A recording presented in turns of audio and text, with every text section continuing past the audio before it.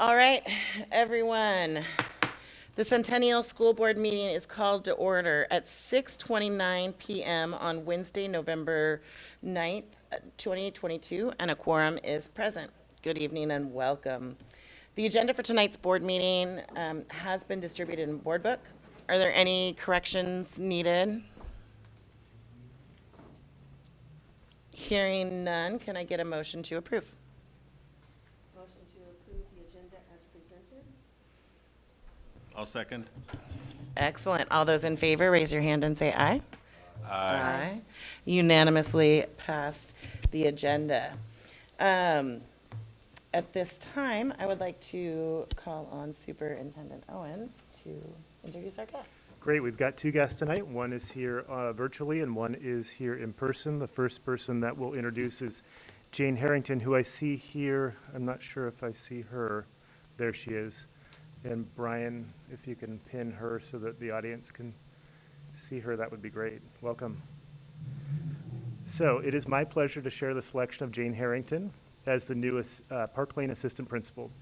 Jane will be assuming this newly established position through student investment account funds. Park Lane was chosen for an assistant principal because of the substantial increase in student enrollment given the comprehensive boundary adjustment that took place last year and the conversion of Oliver Elementary School into a middle school. Jane currently serves as a chemistry teacher at Milwaukee High School in the North Clackamas School District, serving as the lead teacher for the next generation science standards and for facilitating curriculum development for chemistry and physics. She is scheduled to start in Park Lane in December. In 2021, Jane served as elementary summer school administrator at Oak Grove Elementary, North Clackamas, where she led instructional implementation, data analysis, and interventions, as well as the operations of the program. Jane has coached track and field at Rex Putnam High School for 6 years and was a member of the Equity Task Force and Equal Opportunity School Site Lead team at Milwaukee High School. Jane obtained a Bachelor of Science in Education with a minor in Chemistry from Oregon State University and a Master of Arts in Teaching and Administrative license, both from Concordia University. Her passion for education comes from a line of positive role models in her life, including her grandfather, who was a teacher for many years. She truly enjoys working with diverse populations and firmly believes that we all need role models to make a difference in our communities. Jane wants to be a positive role model for students and work with them and their families. So we are excited to have Jane as part of the Centennial team. Please join me in welcoming Jane Harrington. And Jane, if I left anything for you to say, please feel free to share a few words with our board. I think you covered all of it, but I just want to say that I am so excited to be able to join the Centennial School District and the Park Lane Panther team in their mission and vision of equity and making sure that every single student gets the education that they deserve. Great. Thanks so much for joining us tonight. Thank you. My understanding is you'll be with us in December. Is that right? Yes. Okay. She's still working in North Clackamas for a little bit longer. All right. Second, we have a familiar face. It is my pleasure, and yeah, if you'd come on up, to welcome back Sam Breyer as the Associate Director of Human Resources for the Centennial School District. Mr. Breyer, an educational leader with Centennial roots, has assumed the role on an interim, part-time basis as we prepare for the selection process for a permanent Associate Director of Human Resources in the spring. Approved for funding in the spring, this last spring, by the Centennial School Board and the Budget Committee, the Associate Director for Human Resources position is established in response to the increased level of work in the Human Resources Department. Mr. Breyer started his educational career as a teacher at East Gresham Grade School, where he taught for 7 years before becoming a school improvement teacher on special assignment. He then served for 8 years in Centennial School District, starting in 2008 as the principal of Butler Creek Elementary School, then as the Assistant Director of Curriculum, Assessment, and Student Learning in 2010, then as both the Butler Creek Principal and Assistant Director in 2011 due to budget constraints. You having some trauma there, Sam? Mr. Breyer served as Centennial, Superintendent of Centennial from 2012 to 2016, where he led the improvement of student outcomes by setting clear, rigorous systemic goals, developing a comprehensive assessment system, and implementing a variety of systems and supports. From 2016 to 2021, Mr. Breyer served as superintendent of Multnomah Education Service District, or MESD. In that role, he led the development, coordination, and delivery of services to Multnomah County's 8 school districts and the work of more than 400 employees in service of over 100,000 students in the region. Under his leadership, MESD partnered with community agencies and districts to improve educational experiences, access, and outcomes for students across the county. Prior to becoming an educator, Mr. Breyer's professional experience spanned a variety of fields, including U.S. Marines, small business manager, and a performance auditor for the Secretary of State's Audit Division. Sam earned his Bachelor of Science in Economics and Master of Arts in Teaching in early childhood elementary from Willamette University, also Chair Pulaski's alma mater. He earned his Administrator's Certificate in Educational Leadership from Lewis and Clark College, and Sam is excited to return to the Centennial community and work with staff across the district. So please join me in welcoming back Sam to Centennial School District.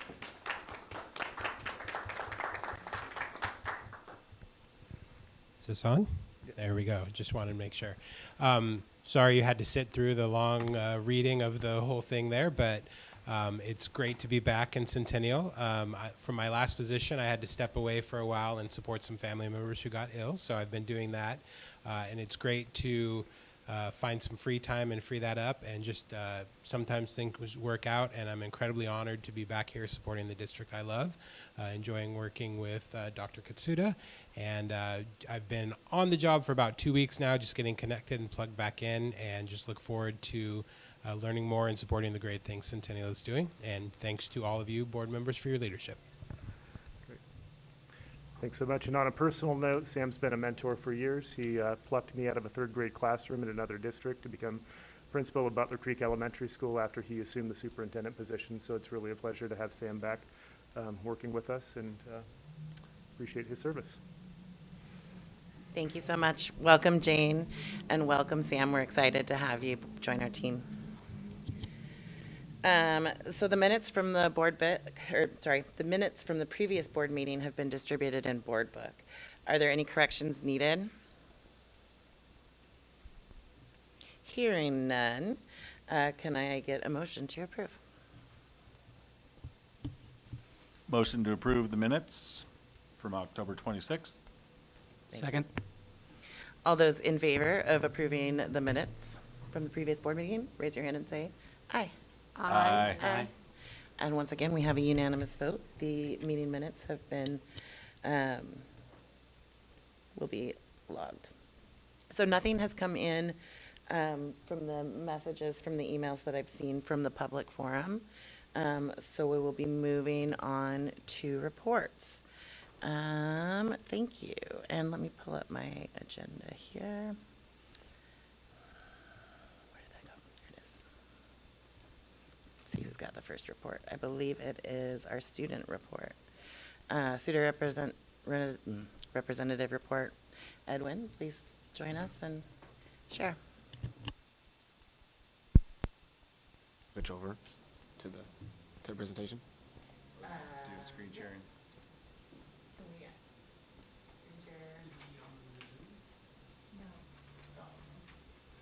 Oh, was I supposed to do that?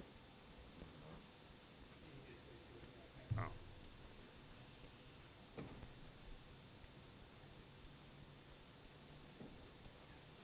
Where is the Zoom? Do you also just want to share your?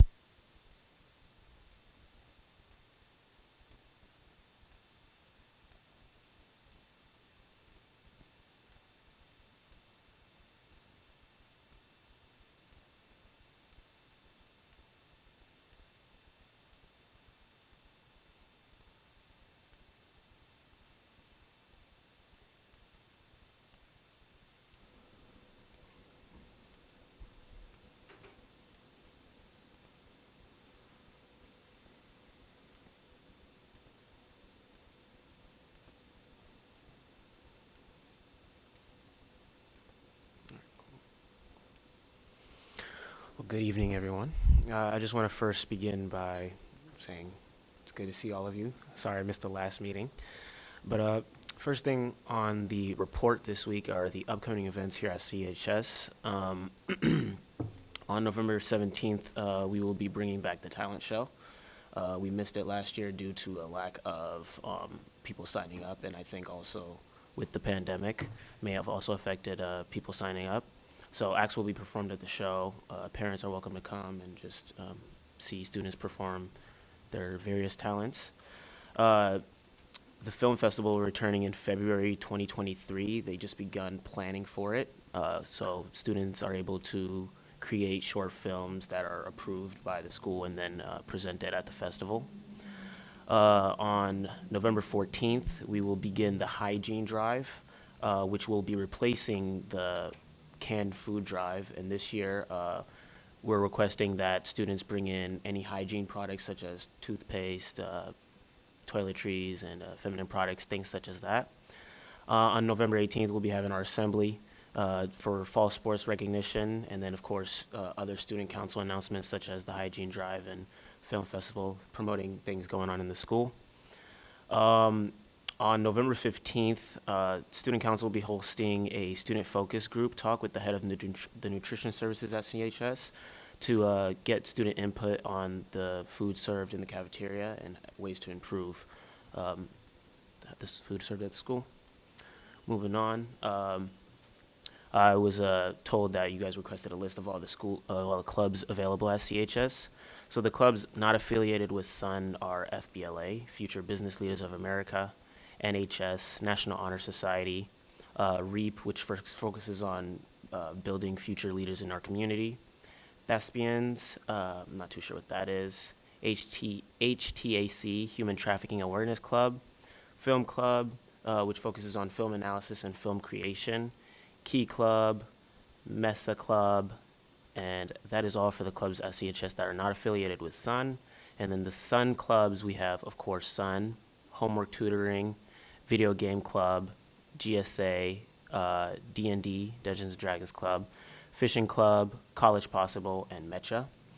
And we were supposed to be having an Eagle Expo as well as a club fair this month, but it was pushed back later in, I believe, January, just so that clubs can get more time to prepare and that they can market a little bit better. Moving on. Fall sports update. CHS cheer placed 5th in all-state competition Saturday, which is a pretty big deal because it's all state.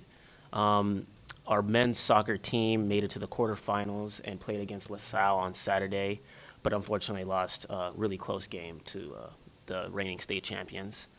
And right now, the CHS High Seas are hosting the Northwest Oregon Conference Dance Festival at CHS. As fall sports concluded, our following records are that volleyball record was 5-17. Football record, we went 0-9. Boys soccer, we went 9-5-1. Girls soccer, we went 1-12-1. And boys cross country, I'm assuming it was just completed. I'm not too sure how they win. And that concludes my report. Is there any questions? Thank you very much. Opening the floor for questions. Please. Hi, thanks for the report, too. The film festival, do you know if that's going to be, like, open to the public, selling tickets? I believe anyone can come as long as you just buy a ticket. It's like for families to come see what students can create. In previous years, what I've seen, I'm guessing we'll just be continuing how we've been running it in previous years. Are you able to speak to what the MESA and what the MECHA clubs stand for? I asked our ASB president. I didn't get any information back in time. Okay. I had asked him about that. I believe MESA may be like engineering club. Math, engineering, and science. Yeah, math, engineering, science, and then I think MECHA is multicultural club, and I think they run like the multicultural night at Centennial. Got it. Yeah. Thank you. And thespians are those involved in the theater arts. Theater, okay. They didn't give me descriptions. Thank you so much. We really appreciate you being here. Thank you. At this point, I'll turn it over to Superintendent Owens to introduce the next report. All right, we've got an action-packed agenda tonight, so we'll get clipping along. What you'll see here are two reports that have to do with our bond projects. The first will be our bond quarterly report, which will be presented by Dr. I did it this time. Director Southerton, and then also Scott Rose from RNC Management, who will be joining us virtually. Good evening, everyone. And Scott, do you have screen sharing, or would you like me to display the presentation? I have screen sharing. I should be putting it up now. Wonderful. Yep, we can see it. I will turn it over to you. Great. Thank you so much. Well, again, this is our quarterly report. There's a lot of activity that happens between these reports, ongoing work. Most of our work is all bid out, and we are now in, I shouldn't say now in construction. We've been in construction, but many projects across the district are in construction. I thought I'd offer this teaser photo here of the pool at the high school. We are on target for it to open for student use sometime next week. I'm not going to say Monday. It might be Tuesday or Wednesday, but we did have the health inspector in there today to inspect it and give us a sign off. They have a couple things, minor things they want us to fix, so we seem to be on a good glide path. We're working closely with the pool coach, Rod Lundgren, to make sure that we dot all the I's and cross all the T's. But quite exciting. The pool is filled and the water's been treated, and we're just, again, kind of doing the last bit of things there. So quite exciting times. And there we go. So my apologies for the eye chart. I do give this to the board each quarter, but it kind of summarizes all the construction activity that is going on right now, either recently finished or in some form of progress, putting some approximate percentages for completion. There are a variety of things that are getting closer. We still struggle with, I would say, probably our two largest struggles are getting the roofing work done at this time of the year. It was scheduled to be done earlier, and the roofer fell behind due to some labor shortage issues that we've tried to help supplement. And the other component is mechanical systems, and just in terms of controlling the heat and the ventilation as they are finishing up their controls sequences. And the mechanical work, that actually affects all of the sites because we're doing work on all of that. And the roofing affects just a few sites you can see there up at the top, mostly the gym sites that we're currently working on where we're putting in the new gymnasiums. That same contractor is also doing the roof repairs at the existing buildings.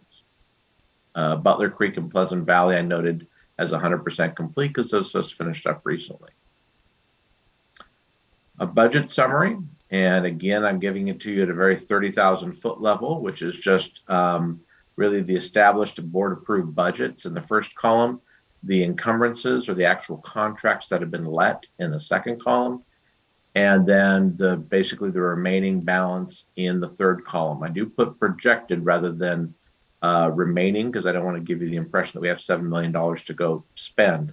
There will be a report later on that will talk about our anticipated amount that will be left over for other additional projects beyond the bond promises. And a couple notes there to just bring into focus is this does not include any of the grants in this budget as yet. And projected funds, as I mentioned, I'm projecting about 2.6 million of the 7 million that will be committed as we're negotiating design and contract changes. And Pleasant Valley seismic work, we will need to do some budget transfers. We may do that from the leftover funds for the middle school conversions, but we will need to do some transfers over to the Pleasant Valley seismic work as some delays and some added scope from the city is impacting that project. It's a little premature to identify what amount that is yet until such time as we finalize the permit with the agency, and I expect that very, very soon. This is a grant commitment summary, something you've seen last quarter. Not a lot has changed since then. The one that's identified pending for Oliver Controls is somewhat inconsequential because that would be authorizing further expenditures of 7 bill 1149. They've already authorized us. You can see there at the bottom over $1.4 million, yet there's only about 920,000 in the account. So it won't change the actual available funds for us to spend. We are now in a position where we're starting to, those ETO grants, or Energy Trust of Oregon grants, we are now in a position where we're bringing the Energy Trust of Oregon through our projects, confirming that those portions are complete so that it can actually send us the checks. So these are commitments in the ETO column, but not necessarily checks received. The only check received has been that one at the top there, summer 2021 steam traps. That $36,000 was received. Most recent inspections were about 2/3 down the list there, the CMS lighting and the Oliver lighting. Those were confirmed as complete, and I expect to see those checks for the 17,000 and 18,000 and change to be received by the district in the next 30 days. We also track the use of locals, again, because so much of the work has already been out. This has already been bid out. There's not a lot of shift here. What I do is highlight in red the shifts since the last time I presented this to you, so we can kind of highlight on those. So Delta Painting, who is less than 5 miles from the district office, so definitely a very close local. They were awarded the exterior painting of both Meadows and Powell Butte, and that work, save for just a couple of minor corrective items, is complete. And so it was great to be able to spread that work around. Mirror Painting, who is led by Dan Meir, who is a former or is a graduate of Centennial High School. He lives within 20 miles of the district offices, and he has been low bidder on a number of exterior painting projects. He is currently working on the high school and the district offices, and he recently finished up Patrick Lynch, Oliver, and CMS. And so he's been doing some great work for us as well. And nothing has changed in the kind of the 30-mile out radius, if you will, in that we've been bidding out very little work over the course of the last 3 months because a lot of it has just simply been in construction, especially during the summer. During the summers and early fall is not typically a time that we would bid out work, so very little is actually new awarded work. But again, to remind folks is that better than 3 out of every $4 in construction contracts has been awarded to contractors within 30 miles of the district office. That's a great metric to be able to share with your voters. And then just lastly, a few photos of some of the work that's going on. It's great always to show the photos of the pool because that's what everybody sees. But do want to show you all the mechanical apparatus in the basement. Nobody goes into the basement, but there's a lot of things that make the pool function in the basement. And so a lot of our repairs were not just the cosmetic, but also just the functional, the pumps and the wash tanks and the like. And so that also was upgraded or replaced over the course of this work. Patrick Lynch, the new gymnasium, for those that haven't been able to make it out to that site recently, it's got the brick up, and they've been starting with the furring strips for the metal siding, and they've got the roof on the new gymnasium there.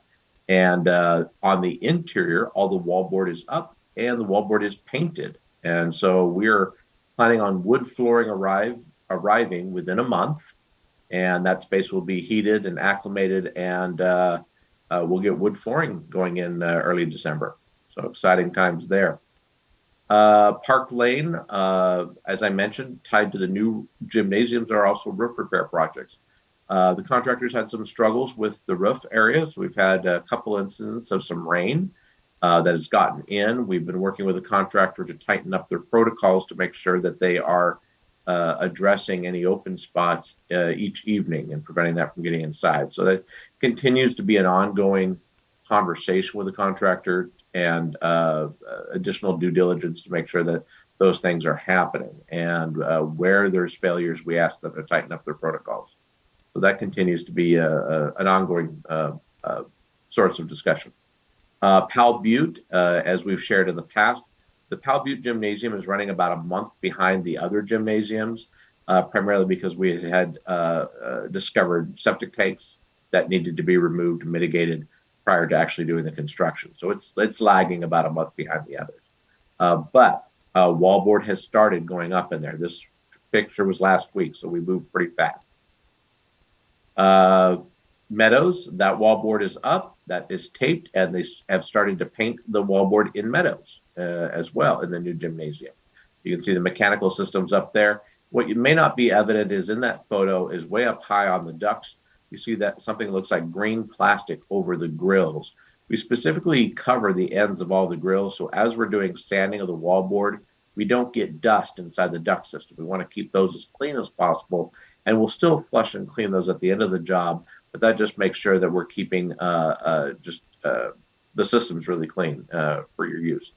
Oliver Middle School, that opened up in the fall as the middle school. All of the renovation work was done. We were really just fine-tuning some things. One of the areas that we added at Oliver School was really making the rear area more middle school friendly. A lot of it was very elementary school level. We removed some of the older playground equipment.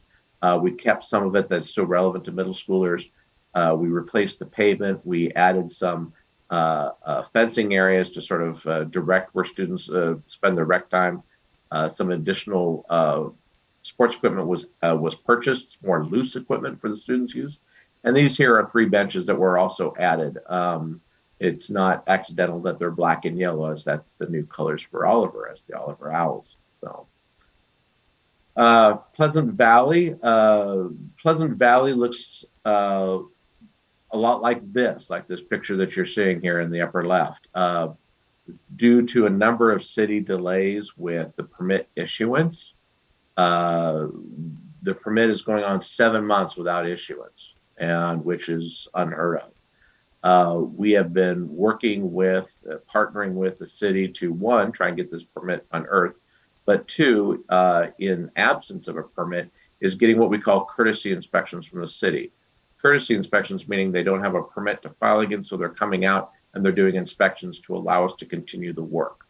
And so we have coordinated with them to do inspections of the exterior right now, so that we can put up the weather barrier that you see here, followed by the brick.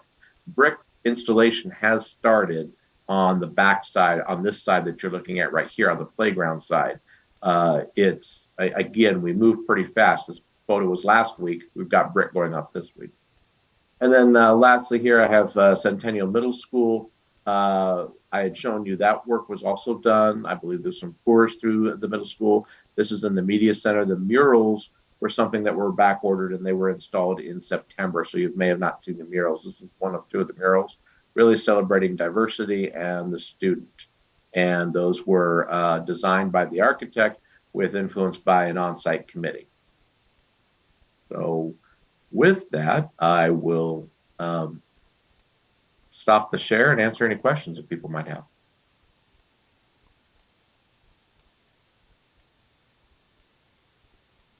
Thank you very much. Are there any questions?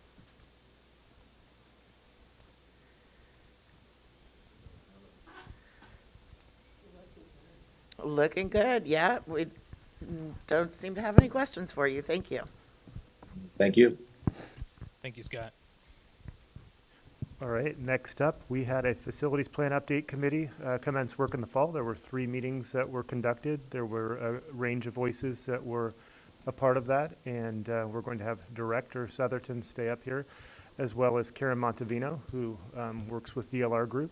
She worked with us most recently, and then also back in the 2018-2019 range in terms of our pre-bond planning with our long-range facilities planning, and I would say that she is one of the primary reasons that our bond was able to get across the finish line with all the coordination work she did in terms of getting a package together that was approved by the community. So welcome back to Centennial, and she will work with Director Southerton to walk us through what the 3 sessions consisted of, the feedback that was garnered based on those sessions, and then recommendations that were made by the committee that you will see later on in the agenda for board's consideration for approval in terms of the projects that were identified with remaining bond funds after the projects that Scott Rose just went through are completed. So I'll go ahead and turn it over to the 2 of them.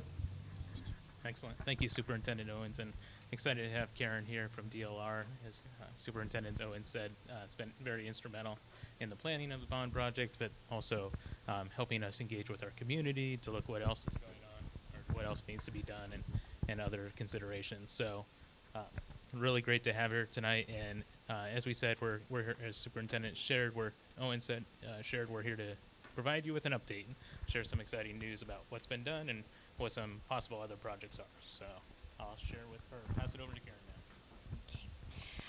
Thank you, and it is good to be here with you this evening, and it has been a continued privilege for us at DLR Group and for myself to continue our work with you from the previous planning and the work at the two middle schools and the design, and then also now in this master plan update. So we're just going to go through this with you this evening and talk to you a little bit about the process and what that was like. So this first slide is really just showing the continuation of all of the work that was done for pre-bond to create the master plan, and then the design work, the bond election, and then the design work, and then where we started our work of updating the plan. So the process that we went through is we kicked off in the summer with a core team meeting and really kind of getting a good understanding of all of the work that had been done most recently or that was underway. And then we went and we talked to all of the principals, met with each principal in person, just to get their thoughts and perspectives of what has changed, what would be some short-term and long-term updates that they would like to see also continued at their facilities. And then we kicked off in September with our first workshop. We consistently had around 25 people participate in all three of these workshops every 2 weeks. And I really have to commend the group that gave of their time for these 2-hour meetings and were very active in participating in these workshops because we try to make them as really as much of their ownership and getting their thoughts and feedback in that process. The first one, I'll just hit highlights and then we'll go through it, was basically just an introduction of what had been done and kind of gave us a high-level opportunity to start to look at what we thought the needs were. Workshop 2, we were able to go in a little bit deeper about what specifically some of the issues continued at each of the schools and what we thought short-term and long-term. And then at Workshop 3, we were able to finalize our work and look also long-term as well. So, kick off with Workshop 1. You'll also see that some of this is iterative, and so we tried to make some opportunities within these workshops to get people to kind of have time to process as they were thinking through the needs. So there is a little bit of iteration to that. Okay, so the first one we really kicked off with that place where knowing that the needs were great when we did the original facility planning process, but the committee wisely thought about what really would be fair to taxpayers. And so the bond was for $65 million, and naturally that left many items what we call below the line. Great, and as Scott shared, hopefully this is a little bit easier to see on the bigger screen, but what you'll see in this iteration, or this slide here, is showing all the bond promises were above the line, and then in pre-bond planning, what were some additional below-the-line items that we may have been able to accomplish if we were able to fit them into the budget.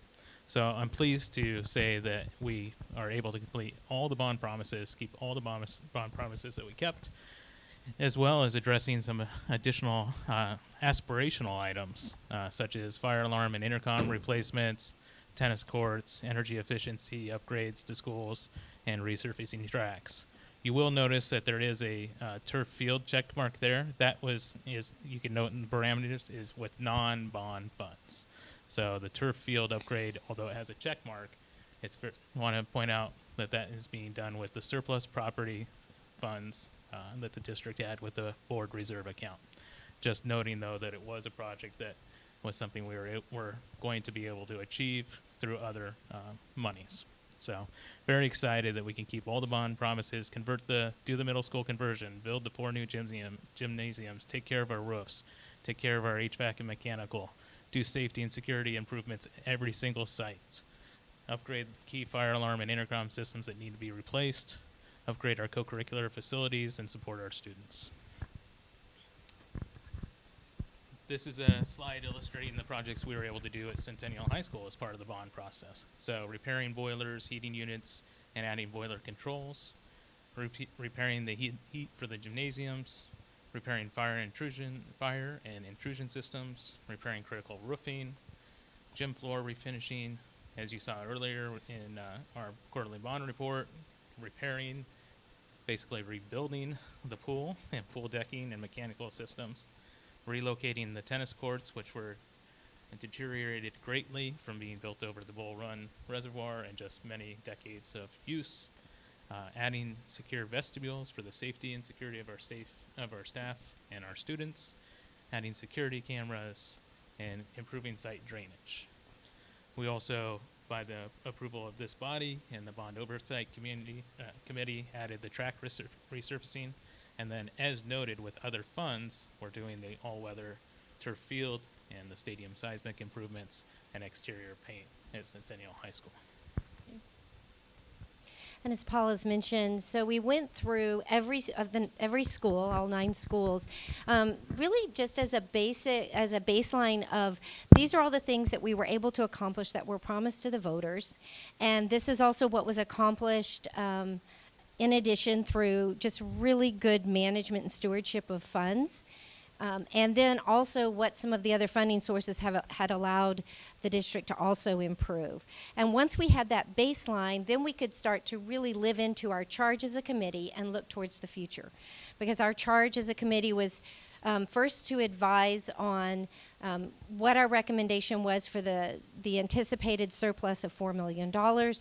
What were we thinking that maybe were some of those items that should be addressed in a near-term need, and then also looking a little bit more aspirationally down the road in the long term, what do we see coming that we want to keep on our radar for future improvements.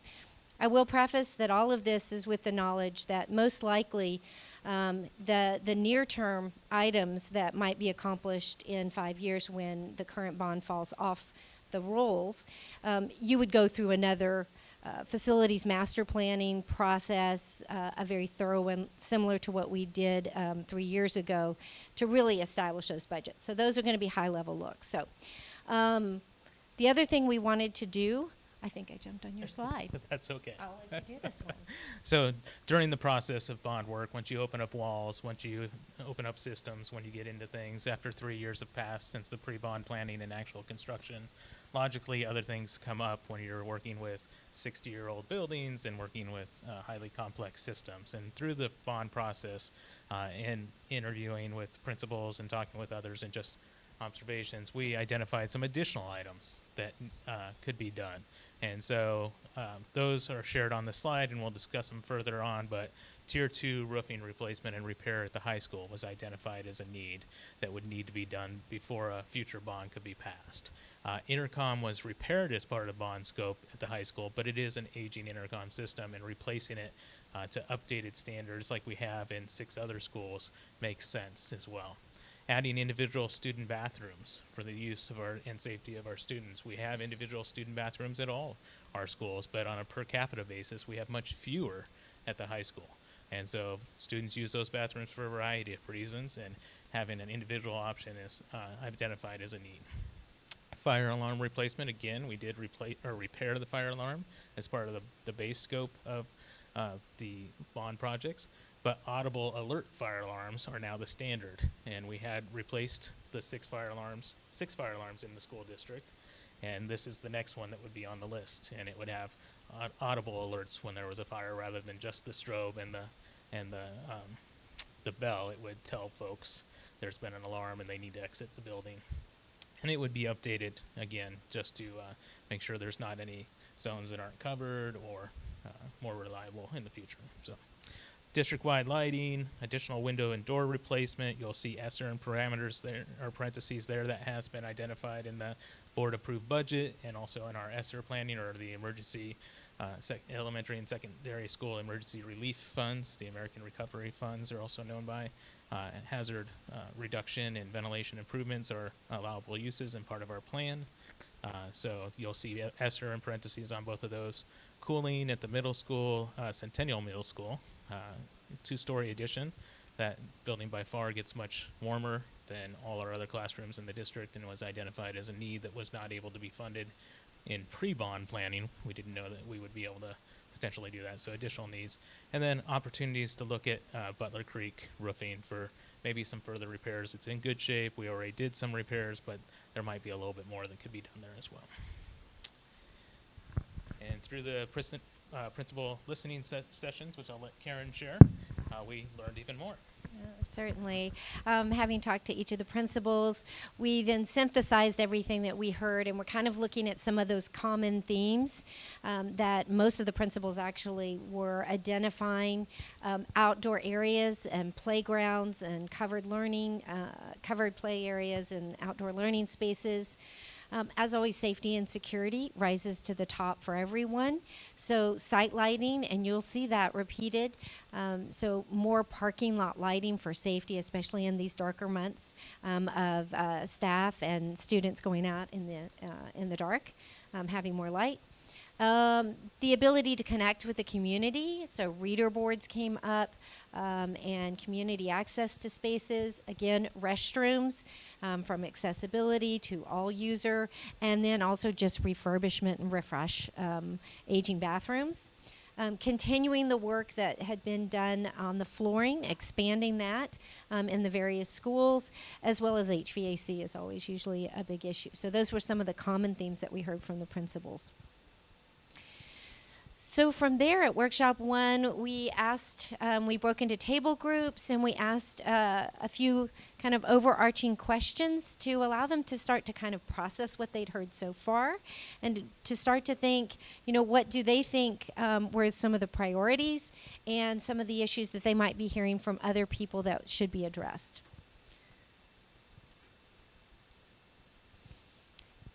I won't read through all of these, but here are some of the things that, at least when we did our report out from our small groups, that started to come up as people were starting to think. But again, you see restrooms, reader boards, safety and security, accessibility, the covered play, seismic improvements, and resiliency. So we did an exercise of allowing people, dots, to either identify what they thought was immediate or near. So that's why you see the two colors. So they were able to take from the list that we already had, but they also had the opportunity to write in thoughts and ideas of other improvements that they felt like that should be considered. And this is just a summary of that dot exercise, and I want to just highlight a few things. So the three that stood out at this round on the immediate was boilers and heating systems. Again, that site lighting for parking lots and restroom renovations. But kind of close behind that was flooring, covered play, fire sprinkler systems, and reader boards. There were also some things on the right-hand side that you can see all of the different things that were written in on the stickies. Preschool classrooms, centrally located community spaces, again, ADA compliance, more electricity, and the district office and spaces to gather. So workshop 2, we came back to the group. We also did an exit interview, and people had an opportunity to ask any questions that they had. One of the things that came up from that were people wanted more information about other funding sources. So we really kicked off workshop 2 with Mr. Southerton giving a good description of all of the different things that had been going on with additional funding. Great. Thank you, Karen.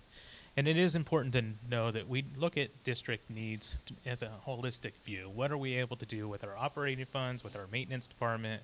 What are we able to do with that are in line with the bond funds and the bond promises?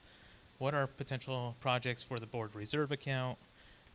What are potential projects for our energy conservation fund? What are potential projects for our construction excise tax capital reserve fund? And so looking at all these holistically, we thought it was really important to share with the committee that a lot of these needs could be met with bond dollars or with other funds so that we could braid the funds together and achieve more overall. So we shared with them the ESSER and the American Recovery Plan for schools. So the district was received $17.2 million as part of ESSER 3, or the American Recovery Plan Funding was spread out over 3 years, last year, this year, and next year. And allowable uses included addressing unfinished learning. So the board approved and the budget committee approved extra building-based teachers to make sure we had well-qualified teaching staff in our classes, extra building-based educational assistants and classified staff, student support such as learning specialists, behavior specialists, special education, educational assistants, school psychologists, extra time for home visits to check in with students who are not able to come in and attend or follow up with students, recovery services for special education, investments in responsive classroom training for our staff and working with students, summer school and after-school programming were also identified uses for those funds last year, this year, and next year. Additional allowable uses, we're focusing on student and staff safety. So understand that we're operating during a pandemic and in hardening or preparing our schools for operating not only during this pandemic, but also making sure we're looking at our schools long term. How can we invest in our schools to remediate hazards, to improve ventilation, to address issues, and make sure we're doing long-term investments for schools? So funding included for personal protection equipment, or PPE, portable HEPA filters, and more itinerant custodians to clean facilities. Then long-term, looking at completing HVAC work beyond the bond. So the bond is going through all our mechanical systems and repairing all our systems so they're operating to their highest efficiency for the systems that are in place, and replacing what cannot be repaired. And that's the scope of the bond and controls, so that we can assess, control, identify, and repair systems quickly. But there's additional HVAC work that can be done in our schools, clearly. There's cooling that is missing at many of our schools. There's opportunities to have more robust ventilation systems and more added systems for different spaces, improving systems that are maybe were being able to be repaired, but the useful life is not foreseen to be that much longer. So now we can do additional replacements that were out of bond scope. Also, a hazard abatement and remediation is part of the bond. We're doing a lot of hazard abatement and remediation. There's tens of thousands of square feet of asbestos floor tile that was remediated, and additional hazards that were remediated as part of the bond. But there are additional opportunities for us to remediate other hazards in schools. And these are common in schools that were built during our time. So a very common issue with schools that were built before 1970. So Portland Public has them, we have them, Reynolds, David Douglas, etc. And they're not presenting immediate hazards, but they're potential hazards. And so we want to eliminate as many of those as possible, and that's part of the work that we plan to do with our ESSER funds as well. So addressing many of those flooring concerns that were expressed by our stakeholder groups, and making sure to carry through that ventilation work even further than the bond is doing, as was expressed by our focus groups as well, our planning group. Just another way to share with them that, you know, we have a limited pool of additional bond dollars. We can address these issues with bond, but we are planning to address them with other funds. So what are some additional safety issues for students, some additional repairs or improvements or projects that we can do to support our staff and support our students? And so this is another example of how we look at the immediate needs and how we look at different opportunities for the bond. So again, we went through every school, and so every school had a sheet, and also every person that attended also got a copy of everything too. We wanted to make sure that they had time to look at everything. So we wanted to go through and really kind of systematically look at what are people's priorities. That was the biggest objective. So table groups looked at priorities for every school and had, again, a chance to discuss, you know, really what they were seeing and what they thought was most important. And then we broke into individually, because we wanted to make sure we had kind of collective sharing, but then also each committee member had equal voice. And we had a list of all of these on a large sheet of paper, and each committee member ranked their top 10. So we gathered that information back as part of our results, again, narrowing it down to what our recommendation would be. The last thing we did at workshop 2 is we had, again, another exit ticket. So this gave us an opportunity just to kind of test where people were. And so we asked, what is the biggest issue? We should focus in on the next bond.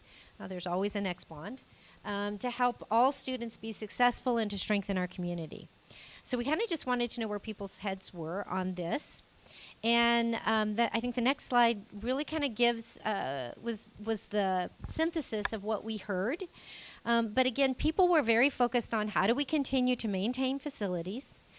How do we continue to improve safety and security? And also looking at those educational supports that we can start to address. So again, you'll start to see some of these same things about heating and cooling, the building envelope. Starting to think about, like, when do we start to look at selectively replacing schools was one of the comments. Also fire intercom, lighting, restrooms, resiliency, and again, educational support. CTE programs from elementary through high school, furniture, low maintenance landscaping, and after hours use, and also, I think you saw it earlier too, curb appeal or improving the aesthetic of spaces and learning environments. So this helped us come to workshop 3, where we really wanted to define our now, near, and long-term goals.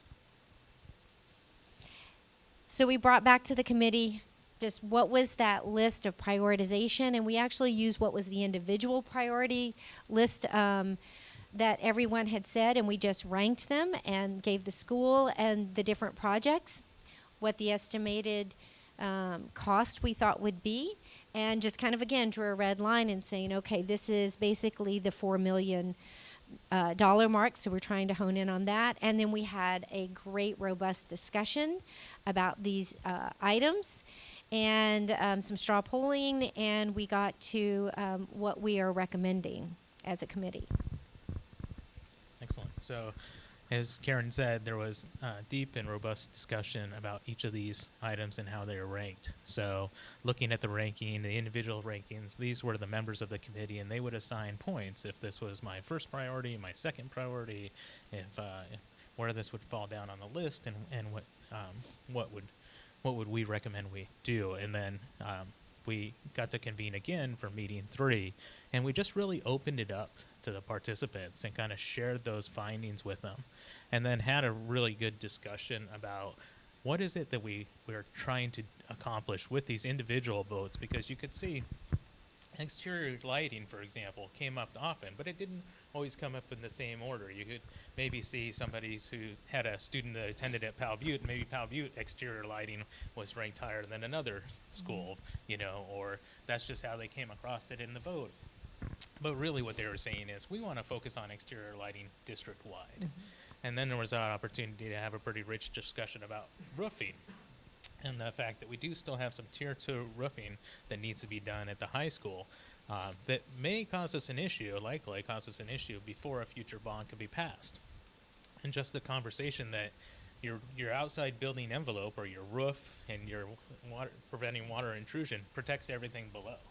Right? So you can make great investments in a building, but if you're not protecting the roof and stopping water from intruding in it, which happens in Oregon 6 to 8 months a year, sometimes 10, as we saw in this past year, we didn't get dry until almost July, then you have to be concerned with the students that are below. You have to be concerned with the staff and below. So you want to always, be mindful of protecting the outside of your building. So through that discussion, the committee recommended raising roofing to a higher priority.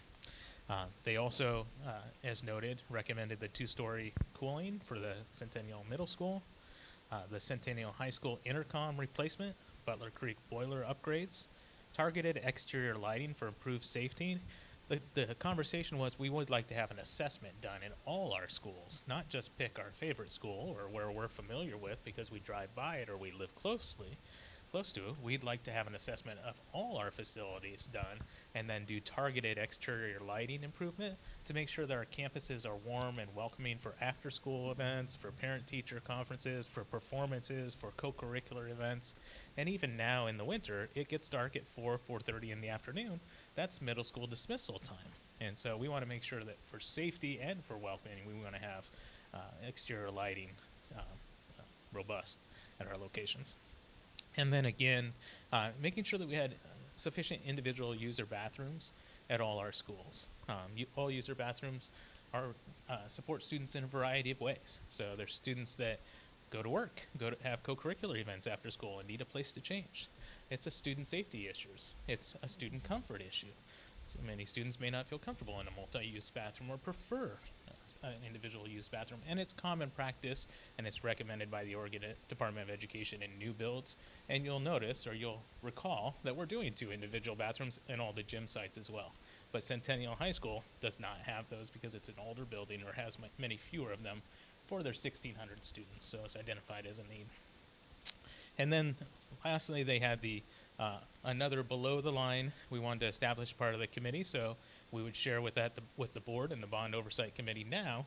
Should we have additional funds, then the next project is already identified and we would incorporate it as well.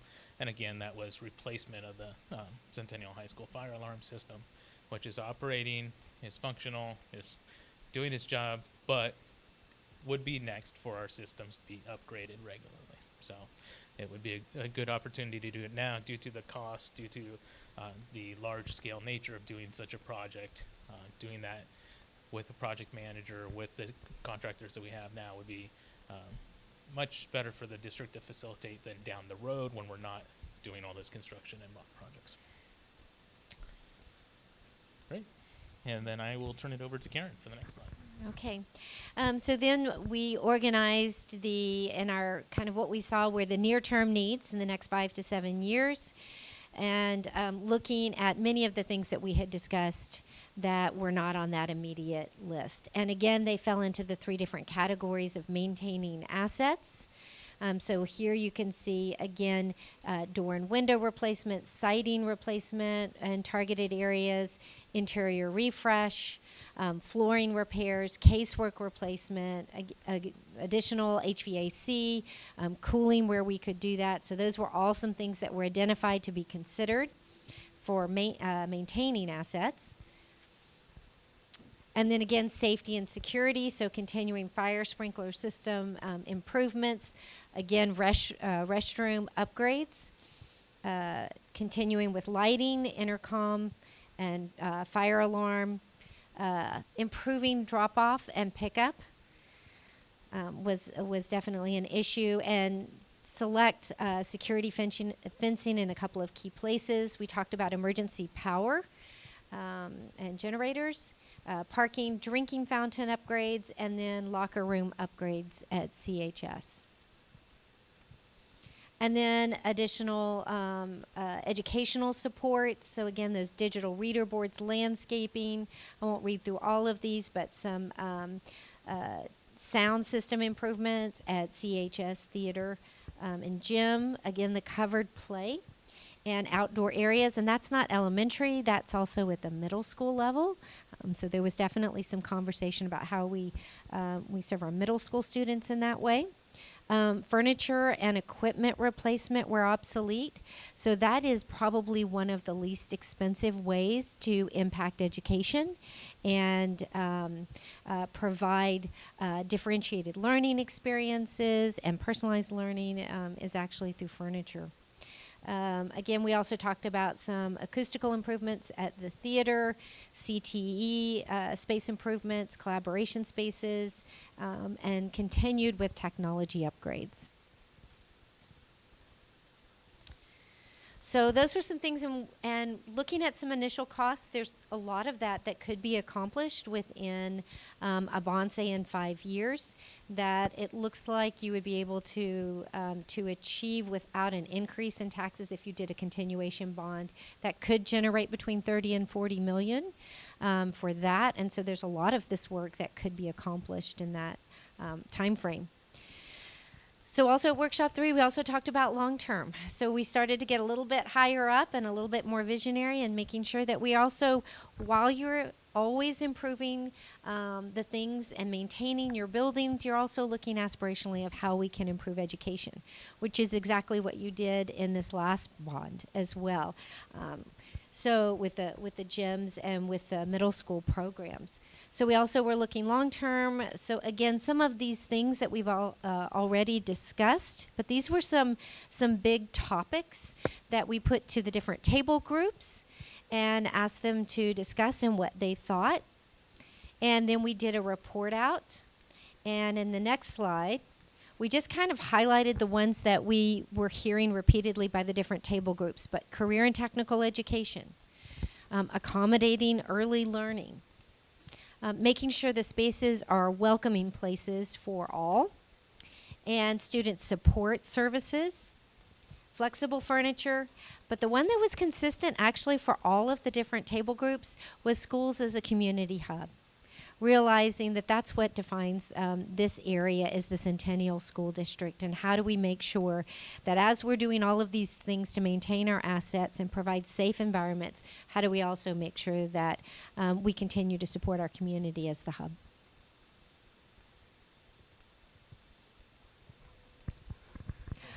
Yes, here we go. So the other thing we talked about too is we wanted to make sure people just kind of really had a quick picture of the age and lifespan of buildings. Because buildings are finite. At some point they may last even longer, but there comes a time when they're not really serving the educational programs you're wanting to offer, or that you are continuing to invest in a resource that really has reached its limit on its value, its improvement to replacement cost value. I think the one thing I just want to note here is Pleasant Valley, your oldest school, built in 1939, that first original structure. But 6 of your 9 schools were actually constructed within a 10-year span of the late 50s to the late 60s. And it's really good to keep that in mind because, as you can see, and I don't know if you can kind of tell this, but the blue color gets you to the 80-year mark, and the gray color, and you see the 100, that's the 100-year mark of your schools. So it just starts to frame looking at the age of your buildings, and I think in your next planning cycle, you'll start to look even more at long-term, a 40-year plan. When are we going to start either replacing or comprehensively modernizing our schools? And then that can also influence how much work you do in the short term and continue to invest before you look at a replacement. So we went over this information. And then the last thing we did, actually it's the other way. Again, we did one last, what we called an exit ticket. So this was their graduation from the 3 workshops. And we did what we call an image exercise. So everyone got a stack of just different aspirational educational spaces. And we asked them to select their favorite, what really spoke to them the most. And then after they had selected their image, we asked them, what hope for Centennial schools in the future does this image represent to you? So every person got to share really what their hope was. And I think this also starts to frame where the committee's thoughts were about long-term, how you can continue to improve your facilities. And so we just have about 6 of them here. We just wanted to show you this is the image that was selected. And we're just going to go through these as our culminating exercise. Bringing the outside in speaks to me as a place to gather, not just for school, but for the community as well, and a library for the family to share. Individualized learning for equitable learning outcomes was someone's hope. Flexible learning spaces. Students engage in a variety of learning activities, large group, small group, individual learning, open, welcoming spaces. I hope we can celebrate the diversity of our school district students and be flexible to support individual needs. Students making, thinking, creating, doing. So those were just a few of them. I think in the package you can see all of them if you would like, but we just wanted to hit those as our culminating activity and leave that the work that the committee did with those thoughts. And I will also say that while those are beautiful spaces and aspirational thoughts, many of those things can be accomplished without a lot of money. And every time you improve your facilities, you can accomplish some of these things. So with that, Thank you, Karen. And we're so excited to share with you the wonderful work that's been done by the 2020 bond that we're grateful to our community, our generous community had passed for us. Let us invest in our facilities to serve our students and support our staff.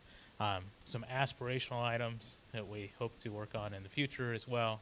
And then some of the additional items we'll be able to go above and beyond all the promises that were made, all the promises that were kept with the bond, and some additional work that we'll be able to do.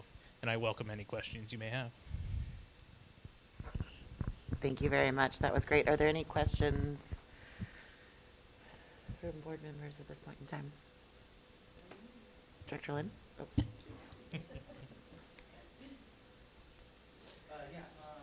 Oh. Page 17, the Marie Street property, that was in the long distance term. Can you speak to that, what that is? Certainly. So we have two undeveloped lots on Marie Street facing the parking on the south side of the high school. It's originally, or it's always been thought of as an opportunity to expand programming at the high school. So if we want to add additional classroom, a performing arts center, additional CTE spaces, whatever they may be, the district owns that property outright. It abuts our parking lot on the south side of the high school, and it's an opportunity for development at our high school and further enrich that program. Great, thank you. And then I was a little confused on like the below the line, above the line with the roof. And it was back where the page 21 and 22. On 21, it looks like the replaced roofing is $1 million, and it's after the $4 million. And then 22, it looks like it's included with the $4 million.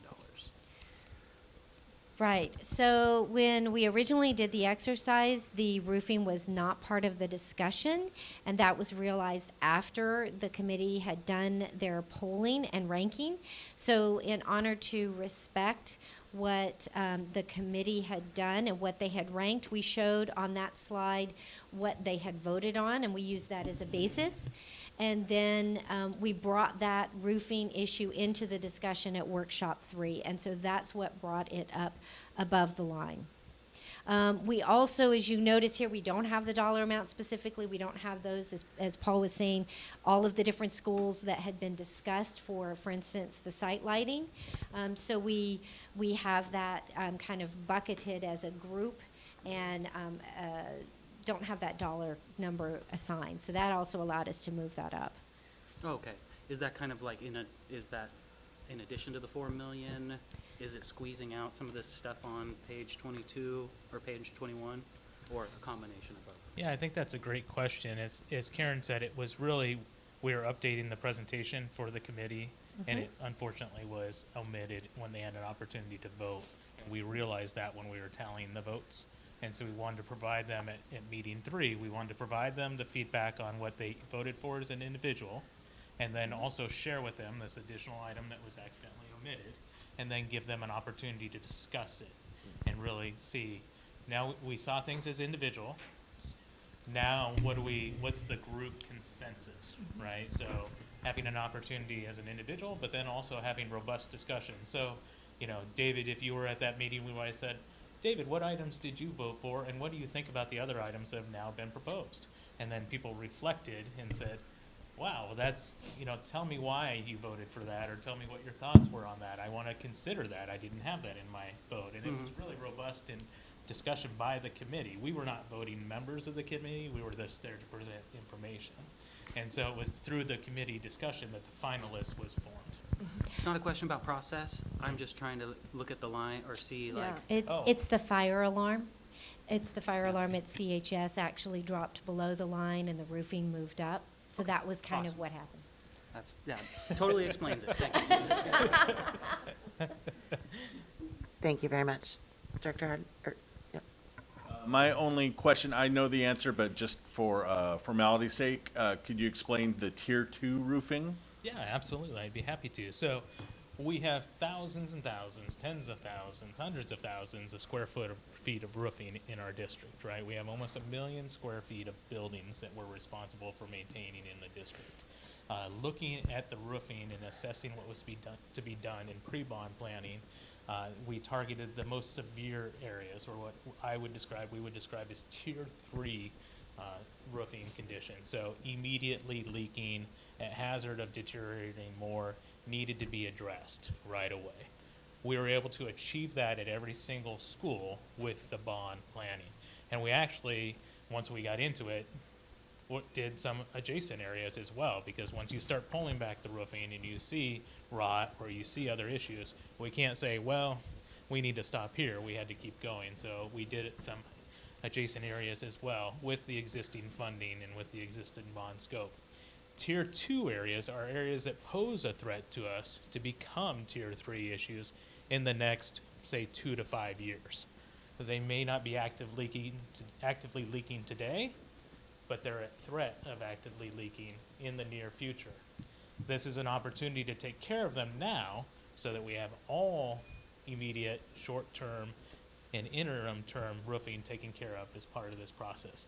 Roofing, much like other projects we discussed in this presentation, is something that's very expensive. If you could imagine trying to divert $1 million out of operating funds to go repair roofing that's failing, what would that impact be in our schools? You know, so it's important to consider those types of large-scale projects that have immediate consequences, and so that's where we're recommending that Tier 2 roofing be addressed. Tier 3 roofing is roofing that's going to last more than 5, 10, 15, or Tier 1 roofing, excuse me, is in new condition. So all the roofing we replaced, all the roofing we repaired, we expect it to last 15, 20 years, 30 years. Does that answer your question? Thank you, Director Hurd. Director Shields? This may be question and comment, I'm not sure. Just bear with me for a moment. Back on the additional funding sources, when you were walking us through the ESSER funds and you were talking about level 3 that had to be spent over the last 3 years. This is a kind of that, we have to spend it, right? We can't like put it in contingency and look for other things. That's correct. We have to spend it We by have to spend September it? 2024. So we're able to maximize the effectiveness, if you will, of those ESSER funds because we happen to be in this bond construction and this review process. Is that an accurate way of stating it? Absolutely. Okay. We're already mobilized. We've done the work. We have contractors that are familiar with our schools. We'll, of course, put all work out for a competitive bid, but we are operating in an ongoing kind of construction environment, and there's efficiencies. We have RNC management, our project managers already on board. We have our partners like DLR and others already on board, and so there's efficiency of doing it now versus remobilizing, reactivating, trying to see if people are available in the future. Please. Yeah, and this might be kind of more for you in terms of process. One of the things that I experienced doing this is there's groupthink goes on, right? Mm-hmm. You're in your group and you go, ooh, yeah, that's important, ooh, ooh. And then when you made us come back, when you just made us come back and made us getting up in other groups, and we had to listen to other people, and then they had people, they had their priorities. It's like, oh, that's important too. So I thought it was very effective to mix us up and have us talk with other individuals, because there were things that I heard differently in each of the groups, in each of the sessions, that I may not have been reflecting upon, because you do walk in with your own experiences, and then you collect the experiences of the people around you. But as you continue to change up those groups, that for me was a valuable process, because I really expanded my understanding and made me feel like I could think outside of my own box, right, or my own priorities, and see what other people were saying to help me make those, put the dots, Lord, the dots, but put the dots in the appropriate places, or numbering things based on the whole. So I thought that was very effective, and I'm sure the district is going to go something similar when we have the opportunity to ask our community to support us again. And I felt that was valuable to hear all of those voices, and especially since it represented everybody from the district, right? From board members to staff to community members, BOC, who's been just, really entrenched in all of this. That was really valuable to hear all of those voices during these different 3 sessions. So I thank you for process that I didn't quite understand after the first one, but I got to understand it later on. Thank you so much. I appreciate that. I have one question, and that is, when you are doing the lighting, when you're looking at all the different buildings and determining where that lighting need, will you be including the Little League fields down the street that is actually district property as well? That's a great question, and we actually did include that in our vulnerability assessment and our assessment for schools. We did the assessment for the district office complex, which includes the Little League fields, the district Great. office, Centennial Middle School, Meadows Elementary School, and we looked at it holistically as an entire property. Great. Similarly, Patrick Lynch has a Little League field opposite of their parking lot, and we looked at that entire perimeter. So part of the assessment, it was not intended to be just focused on lighting. We're doing vulnerability assessments for our schools, but it includes all the property that is owned by the district. Thank you very much. Any other questions? Yes. Some of the things we saw, like covered areas, after-hour uses, community uses, I do hope we can see more of that. I think, looking back through the plans at the Park Lane Park remodel, I think we really missed an opportunity when the city of Portland was remodeling Park Lane Park. Covered areas were cut. Covered basketball court cut. Community tiered pavilion area was cut out.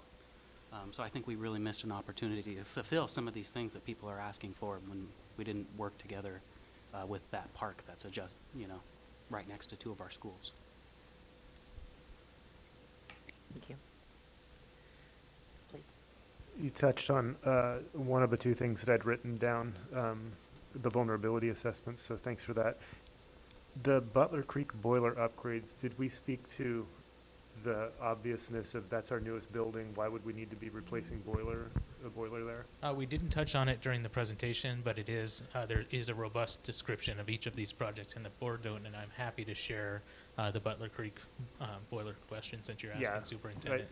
Exactly, it's in the description in the board note, but it may just be good for this. Absolutely. So thank you for touching on that. You will all recall that Butler Creek is our newest school. It was built in the early 2000s and is 20 plus years old at this point in time.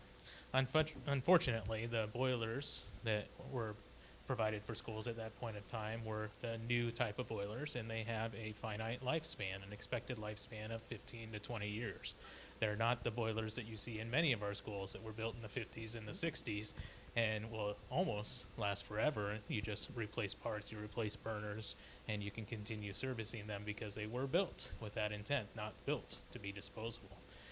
And that's not the fault of anybody who was involved in the planning and building of Butler Creek when it was built. That's the way many new schools are built right now.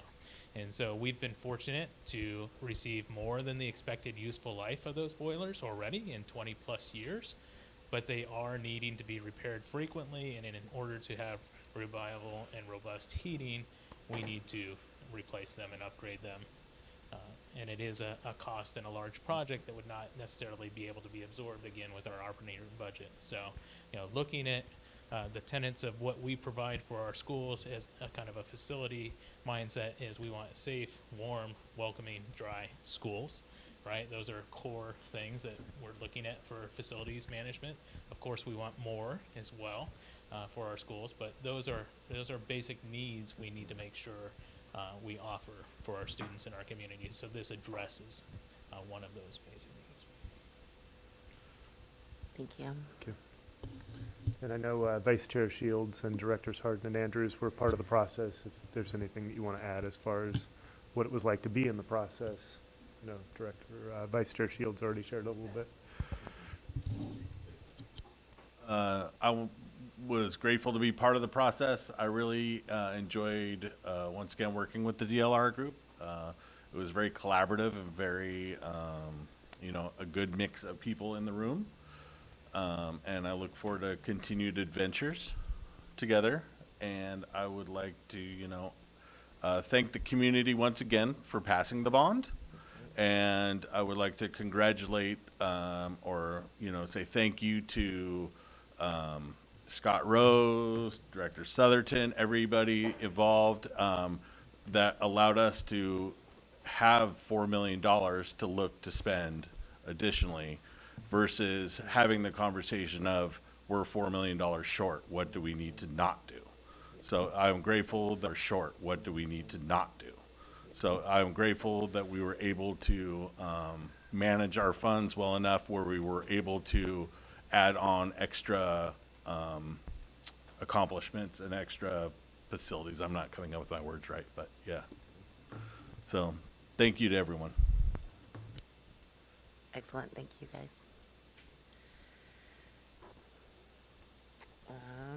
Let's see. Yay. Good job. Let's see, next up. Looks like next up is Superintendent Owen's report. All right, buckle up. There's a lot to update you on. So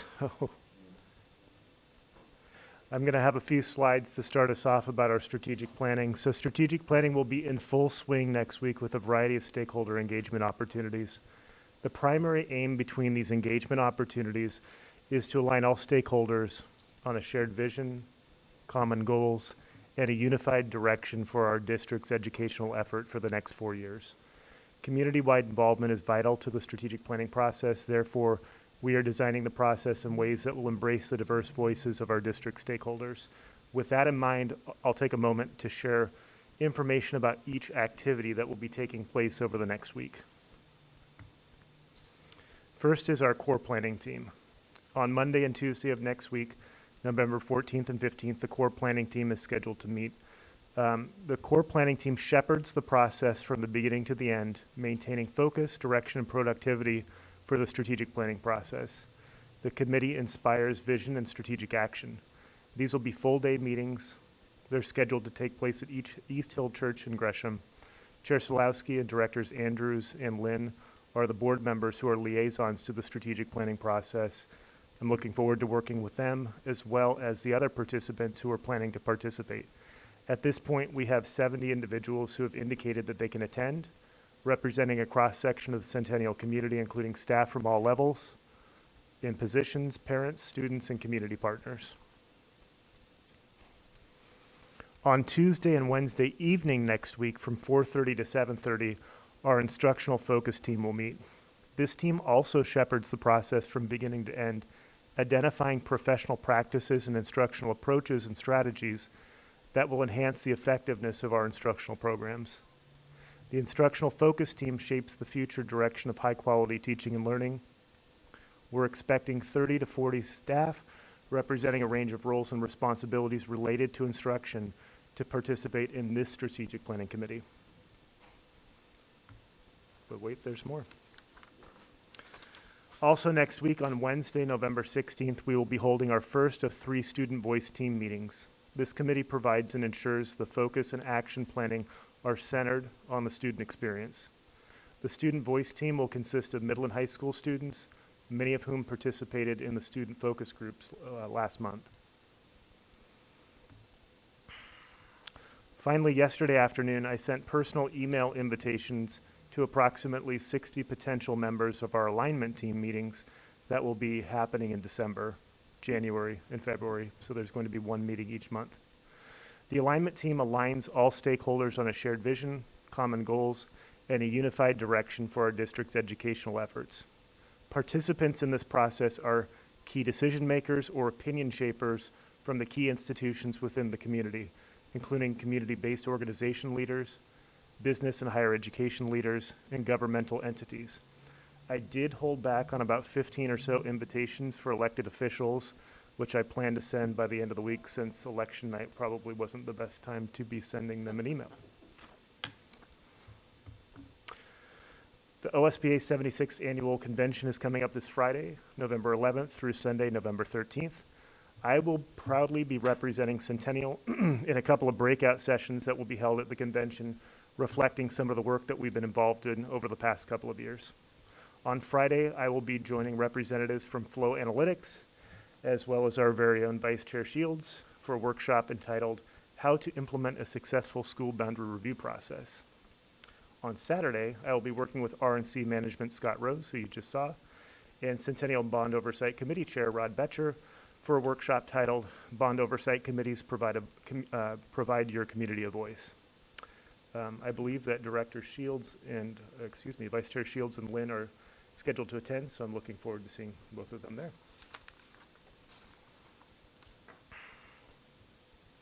Finally, I wanted to take a moment to acknowledge the OSCA employees who are here this evening outside, expressing their concern with respect to wages. Our current economic dynamic nationally is creating a reality that adds acute pressure to our employees who are least compensated for the work that they do. I do wish to share a message about this topic that I will subsequently share with district classified staff via email in the coming day. 2 days ago on Monday, November 7th, the district was directly notified by OSCA leadership of the intent to picket for advocacy for higher wages. I would like to provide everyone with information about ongoing discussions between OSCA and district regarding wage increases. It's important that the employees have a context to the OSCA collective bargaining agreement, state funding for districts, and the interests that lay behind the district's recommendation for addressing employee wages. First, I'll touch on the collective bargaining agreement. In June of 2021, a 3-year CBA between the district and OSCA was agreed to and subsequently ratified by OSCA membership in the fall. This included an association-requested flat value cost of living adjustment, which was a 70-cent per hour increase in wage for all classified staff for each year of the contract. This increase was equal to roughly 2% to 4.7%, and that depended on an individual's employee's base wage. In addition, in the last year, the district utilized temporary pandemic relief, or ESSER funds, to provide a $2,000 appreciation and retention bonus in recognition of the critical contributions of our classified staff. The district also provided hiring and referral incentives in the fall of 21 and 22 for hard-to-fill positions to support filling vacancies and also to alleviate the negative impact of COVID-related staffing shortages. A little background on district budgeting. School funding and budgeting is regulated across Oregon districts. Revenue that our district has available to spend on salaries and benefits is largely determined by the funding that's received from the state school fund, based on the number of students enrolled in the district, which is our average daily enrollment. Centennial, like many school districts, has experienced a decline of enrollment of nearly 800 students over the last 5 years, and we have seen a corresponding impact to our funding. It's important to note that the 2022-23 school year, Centennial is anticipated to spend $1 to $2 million more than it is receiving from the state school fund. This deficit spending will impact Centennial's reserves, which is not a sustainable budget practice, but it is necessary in the near term. So then I want to speak to wage discussions that have been happening with OSCA leadership this fall, specifically with Dr. Tasha Katsuda and Director Southerton, who've been leading the district team as far as the discussions. Although the OSCA contract was bargained in the spring of 21 and ratified in the fall of 21, and the district budget was established through the required budgeting process and approved by the board on June 8th of 2022, at the request of OSCA this summer, the district agreed to review market data on hard-to-fill positions, focusing specifically on educational assistant classifications. In August, wage data collection was completed, and we began to analyze and discuss opportunities for adjustments to educational assistants and other hard-to-fill positions in the interests of employee retention, recruitment, and compensation parity with respect to similar positions in neighboring districts. Following this discussion on September 19th, OSCA advocated for a 25% cost of living adjustment increase for all classified employees. This request marked a substantial change from the original discussions that had been held. The district informed OSCA that an across-the-board 25% wage increase was not financially sustainable for Centennial and would likely result in a reduction in force as soon as next year, causing dramatic reductions in services to students and would risk insolvency in future years. The district response to the 25% across-the-board wage proposal reflected our initial recommendation and interests, which were recruitment and retention of staff and compensation parity relative to neighboring districts. Specifically, our recommendation increases wages for hard-to-fill and under-market positions so that Centennial can be competitive with the average hourly wages among neighboring districts. That would raise compensation for approximately 175 to 200 employees, which is roughly 50% of the bargaining group, across 26 different job positions.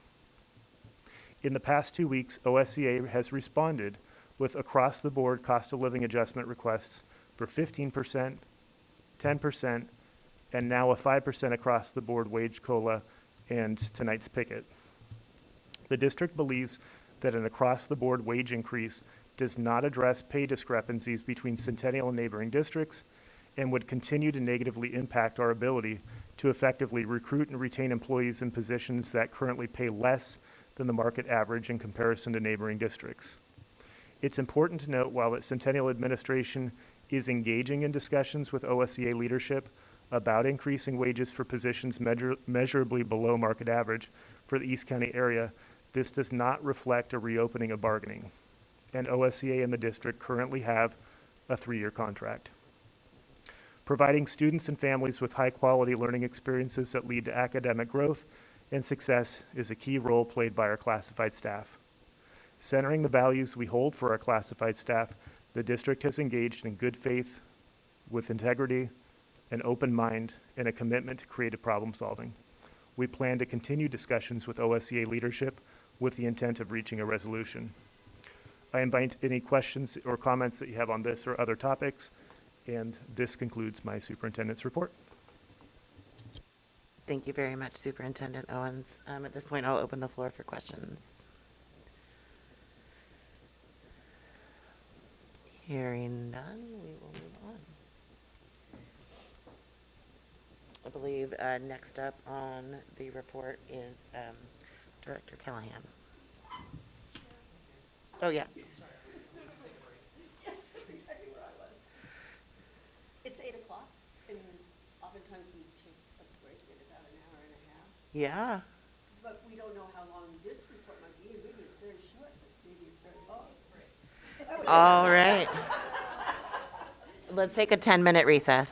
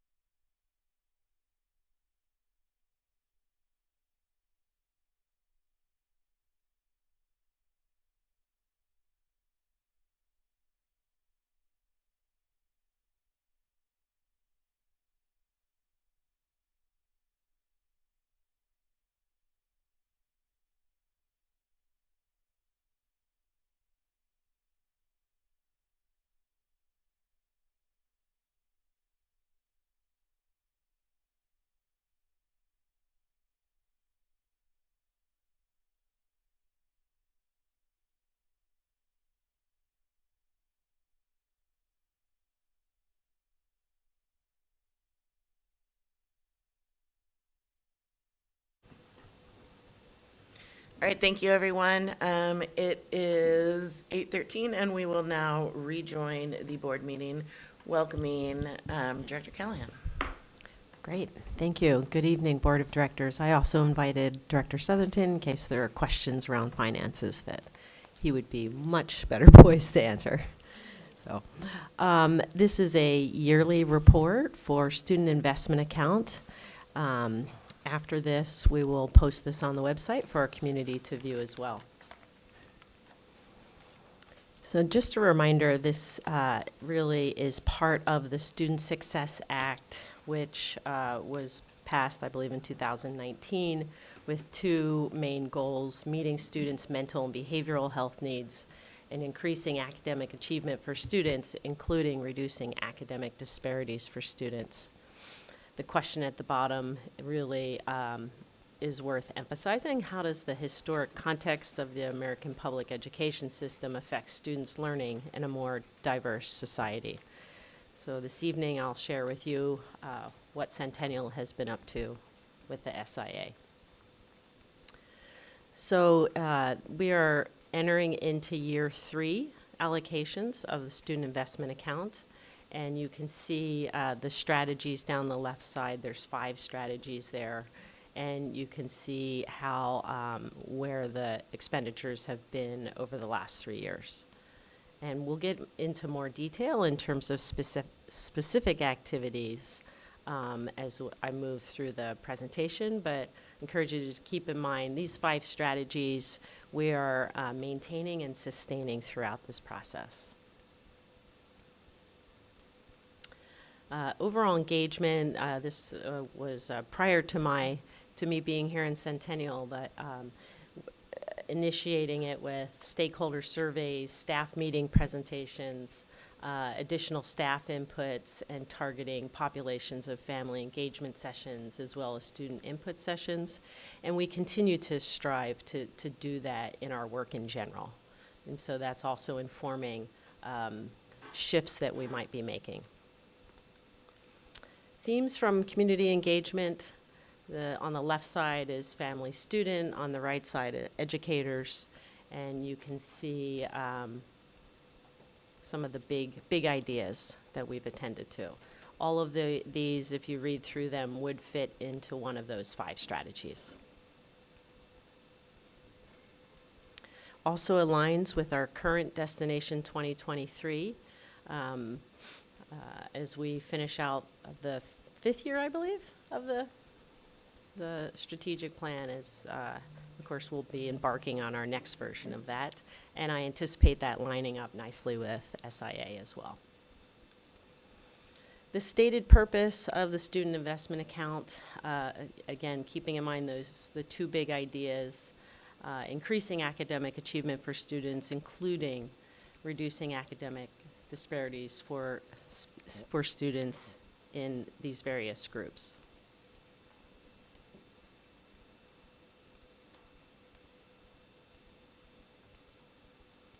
Allowable uses and purposes. If you read through these 5 bullets, you might say, that looks familiar. Didn't we just read those in the 5 strategies? They're almost identical, if not identical. So we really, that's very well aligned with the allowable uses and the purposes.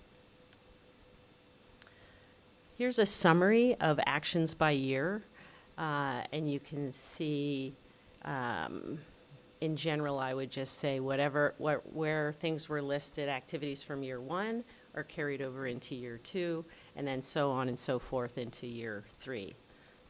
This year, the actions include maintaining years 1 and year 2, weighted class size reduction, summer programming, after-school programming, and strategic planning to include an equity audit.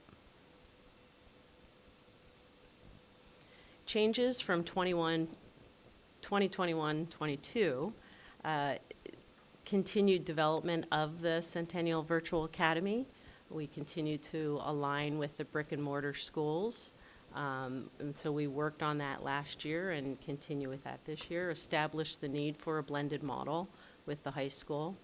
Last year, sensory rooms were created, and building the knowledge, skills, self-advocacy, and empowerment in students is really, we continue to hone those skills then this year. I'll talk more specific about this year in just a moment, but last year we were also fortunate enough to be able to provide guaranteed viable curriculum in language arts, English language development, and world language. And if you recall, world language was one of the content areas that we needed to right that ship with Division 22 to be in compliance. So. Also, professional development planning in responsive classrooms. And we did a K-12 whole district trainings for responsive classrooms, and we continue to build on that this year. After school sports at middle school, last year we were able to build in activities for Centennial Middle School. I can't help but talk about this year, and so this year we're also bringing in Oliver Middle School with that. Also, we were able to provide secondary supplies for electives, clubs, college career technical programs. Much of that landed in the musics, the arts programs. And then learning opportunities for all staff, and universal design for learning, as well as social emotional learning. This was not without its barriers, given where we were coming out of a pandemic. Some of the barriers that we faced, sustaining efforts from the COVID pandemic, staffing shortages. There were actions that were included in last year's plan that we were not able to realize due to the pandemic and pandemic savings in particular. There were substitution shortages, people and time resources to fully implement the initiatives that were on the list, and supply and demand. Some of the adaptations that we made due to the challenges, staff weren't hired, but we also utilized outside agencies for contracted services where there were gaps. And then we were able to increase the funding for the curriculum and the extracurricular materials. So, like I said, the adoption, we were able to fully adopt in all three grade bands around language arts, and then also the world language, and again, the music and the arts. So that was from last year. Ongoing engagement through the process, we continue to utilize various outreach to collect information and inputs from community. Yearly, we provide perception surveys, students, parents, staff, and then I know in other activities, we're also collecting inputs, and it's been really interesting for me to see just how our buildings are really embracing the community outreach and doing implementing strategies that may be still on the new side, like empathy interviews, things like that. So we continue to get better at those things. For this year, so we've increased oversight of CVA with a full-time administrator. Some great work's happening there already, so super excited about that. Increased student supports with social workers, counselors, and behavior specialists, which I know Director Wright is also very excited about. Systematic professional development focused on restorative practices, social emotional learning, and culturally responsive practices. So that is one of our big drivers for almost all of our PD. An analysis of how the system is currently doing with restorative practices, social emotional learning, and culturally responsive practices. And the more that we focus on it, the more we realize what we know, what we don't know, where we're going. Guaranteed viable curriculum, I mentioned that previously too. Developing a strategic plan that integrates essential Centennial values related to family and community partnerships, and that is what we're about to embark on next week as the major kickoff. So, next steps. After this, we'll post this report on the Centennial website. submit the report for the annual report by the end of this month. It's probably completed in the next week. Continue to align and integrate our SIA with other initiatives, and that'll be through the strategic plan. There's 6 main areas that the state really would like to see those braided. And so that's the work that we'll be embarking on. If you have any questions or comments? I'm interested, is there a way for the board to see, not necessarily like all the raw data from the perception findings, but maybe some themes or something? I would be interested in hearing about that. Yes. How far back? So I wasn't here when we originally did that, but we can pull last year's surveys and the year before. Last Absolutely. year's. I would love Yep. to just see what the community is thinking about our schools. Yep, absolutely. Thank you. Brief question. A typo on the slide deck, it's saying Friday, November 30th. November 30th falls on a Wednesday. Oh. Is that the actual day it's going to be submitted? It's the 30th, It if is I the have the 30th. wrong Okay, day. thank you. We'll be well ahead of that, though. Thank you.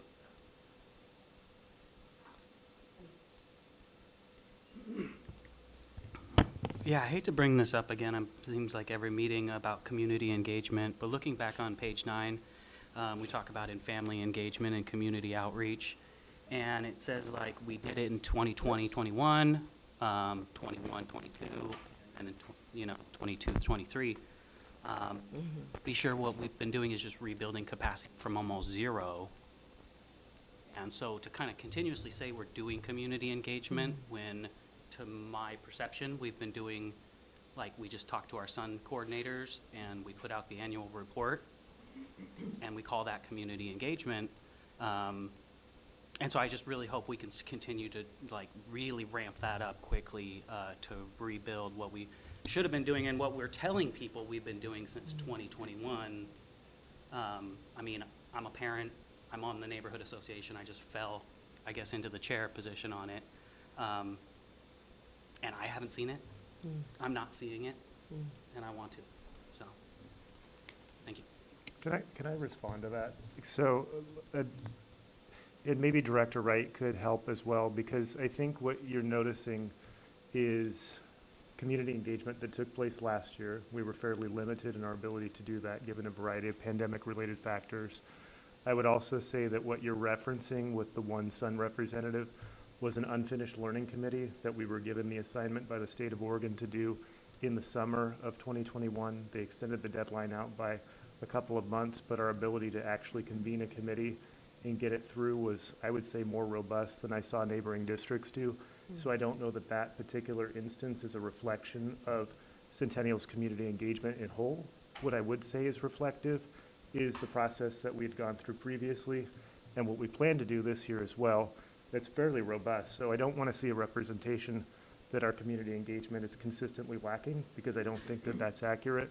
So Director Wright, if you can maybe speak to some of the process, because I think what's been done in the past is quality and replicable, and hopefully that becomes the reflection of what you see with community engagement for Centennial. And I also have a question, Director Lynn, because I've noticed the theme that this is something that you've surfaced very multiple times across several meetings. And I'm wondering from your perspective what community engagement looks like, because I feel like we've answered a couple times and I feel like we're missing something. So what does community engagement look like to you?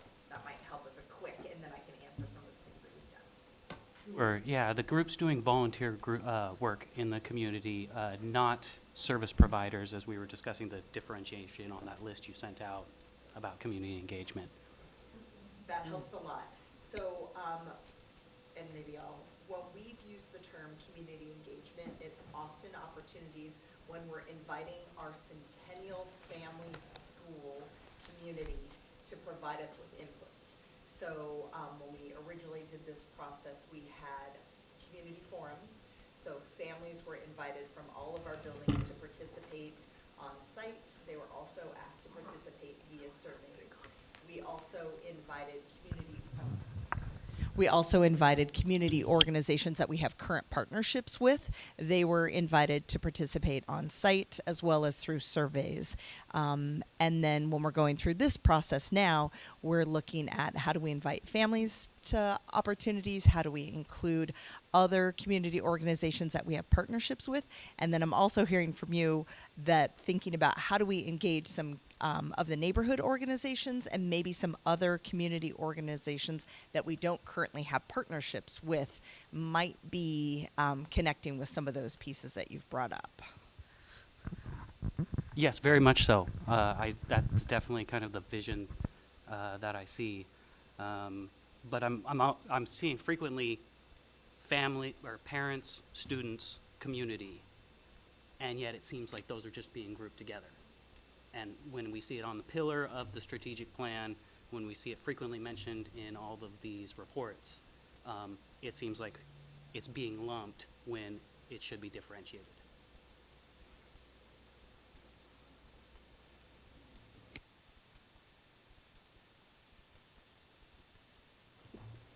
So I think along those lines, one of the things that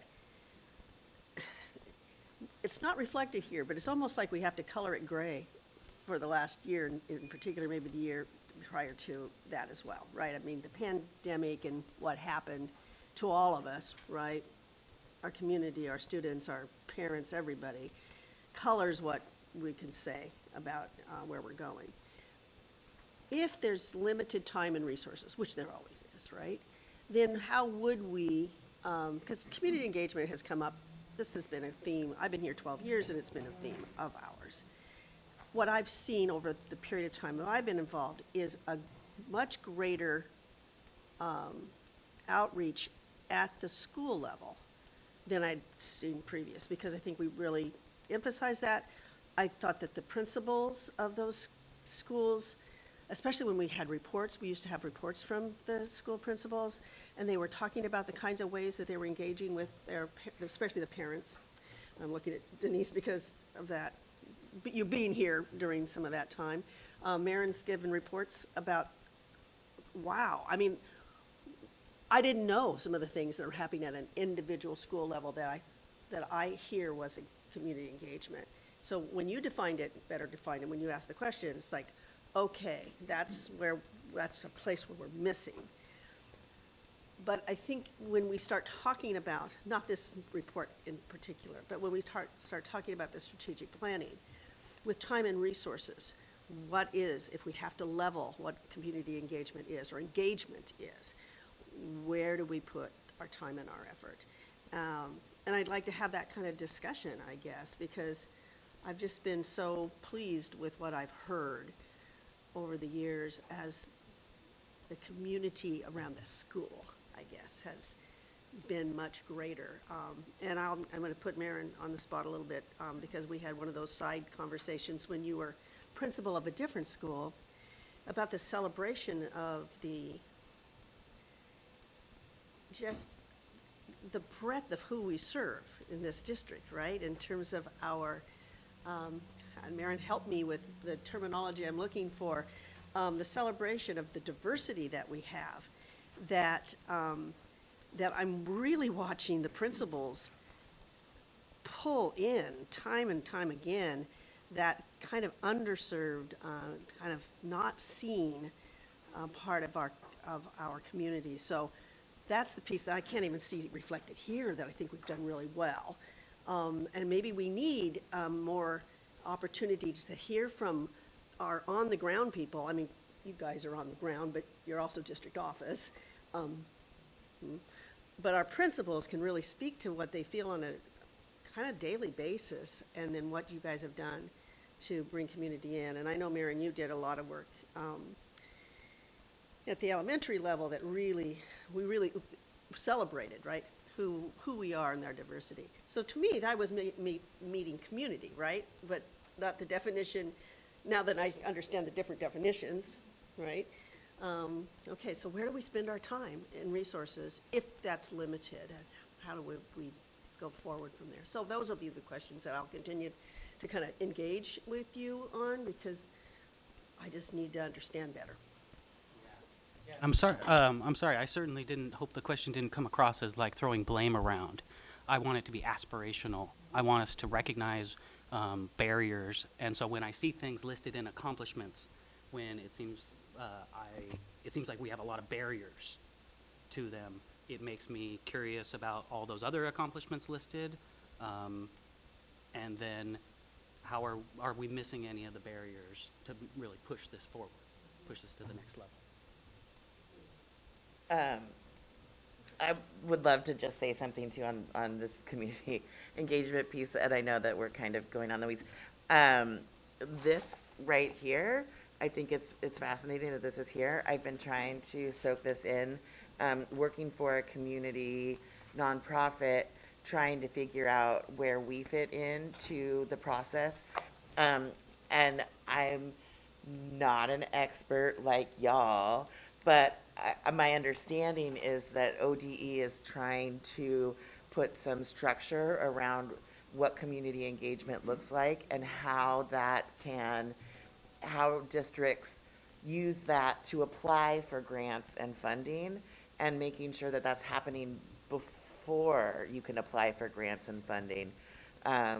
Is that an accurate assessment of kind of what this is? Very accurate. Okay. Yeah, there's a whole section in there referred to as the Community Engagement Toolkit. Yes. And I can say as we started this process for this version of the work for the strategic planning, we talked about how this is unprecedented, this next frontier, if you will, with community engagement, and we're all going to be learning and are learning how to do that better. And so, yeah, if you take a look at that, I'd be curious to get your thoughts on it, for sure. So Director Williams just in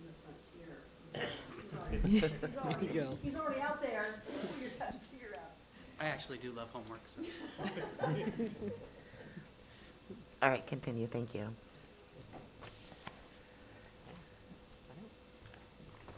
All right. Thank you very much for your report. Next up, we've got Amanda Kassab, the CEA president. Let's see here. Hi, Amanda. Hello. Why am I blurry? Don't Sorry, worry, guys. You're not All right. Well, I am out here with OSCA and showing our support. We do stand by them, and we did hear what was shared in the report earlier. And I have a few questions of my own, but I will let Chris Dow speak. So thank you. Thank you very much. Chris Dow, would you like to take the floor? Thank you.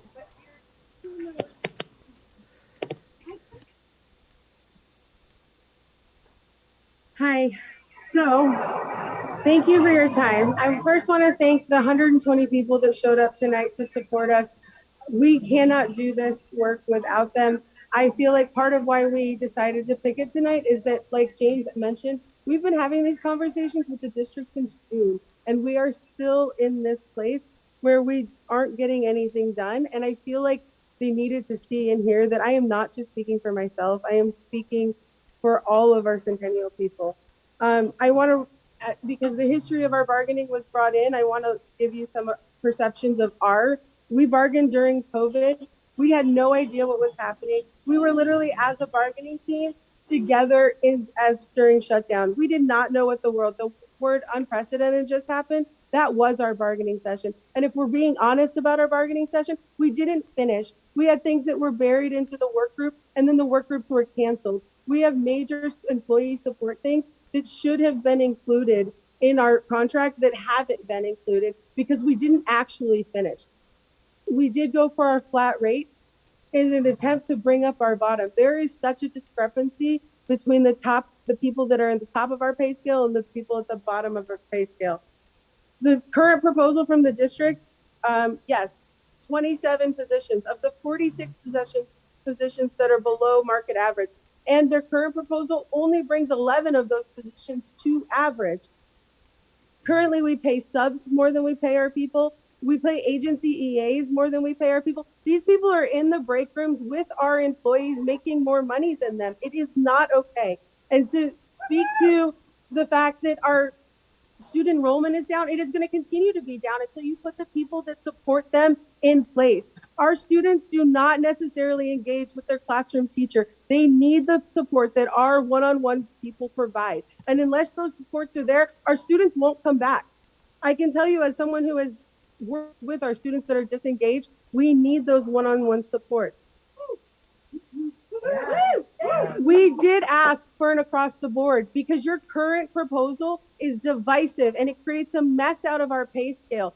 We can adjust on the numbers, but I will have to offer that as much as you say you are collaborative, you don't actually come across collaborative, both in bargaining and in here. You have your idea of what you think works, and we can come to the table with 100 different ideas and they don't get addressed. If you really truly want to have a collaborative relationship, we invite you to do that. I'm here for that. I think that our students deserve the best of the best, and it absolutely needs to be that you all put that investment into us.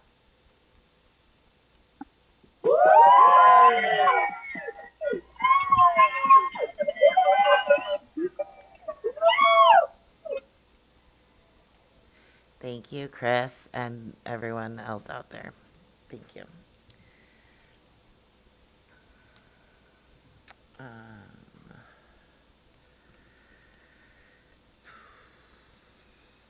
All right, we made it through reports. It's 8:39. Let us move on to confirmation items. I move to approve all confirmation items en masse.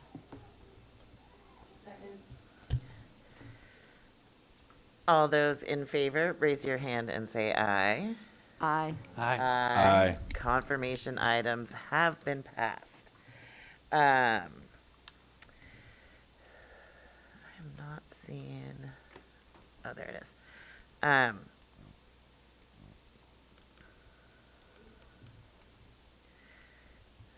Usually, but we took, oh, yes. At this time, the board is in recess to meet as the local review board, and the regular board meeting will resume after the local contract review board session is finished. At this point, I'd like to turn it over to Director Southerton, Scott Rose. Thank you, Chair Solowski. So Scott Rose from R&C Management and I are back with you again to, as the local contract review board, to present opportunity to consider a finding of facts for construction management and general contractor process for the stadium field improvements and seismic upgrades. And with that, I will turn it over to Scott to take us through the process. All right, thank you. I am going to share the findings of fact that were made public and shared with the board. And this is the same process that we went through in, oh goodness, I've been with you folks for a while now. I'm going to say, January of 21, when we went through a construction manager general contractor process for the middle school conversion at Oliver and the renovation at Centennial, and selected Emmerich Construction for that work. And they were brought on during the design phase, and because those projects had multiple phases and were fairly complex, it made sense to bring on a general contractor partner early in the process rather than just putting it out to hard bid and hoping for a good partnership. So we are coming to you tonight with very similar findings of fact for advocating for letting the contract for the sports turf and stadium and associated site improvements, parking expansion, et cetera, at Centennial High School as a CMGC contractor, construction manager general contractor contract. we would be going through what we call a request for proposal. So it's a competitive process still, where we would put the information regarding the project out to the general public. We would be receiving proposals from general contractors that are qualified to do construction manager general contractor work. Those proposals would be scored by district personnel. We'd have kind of a small group that goes through that as has been typical. And we would highlight, depending on the number of proposals that we receive, probably 2 to 3 contractors then for interview, or we would continue to score, and then we would issue to them what we call a request for final proposal. So the initial is just identifying the most qualified, and then the second component is they incorporate fees associated with the work.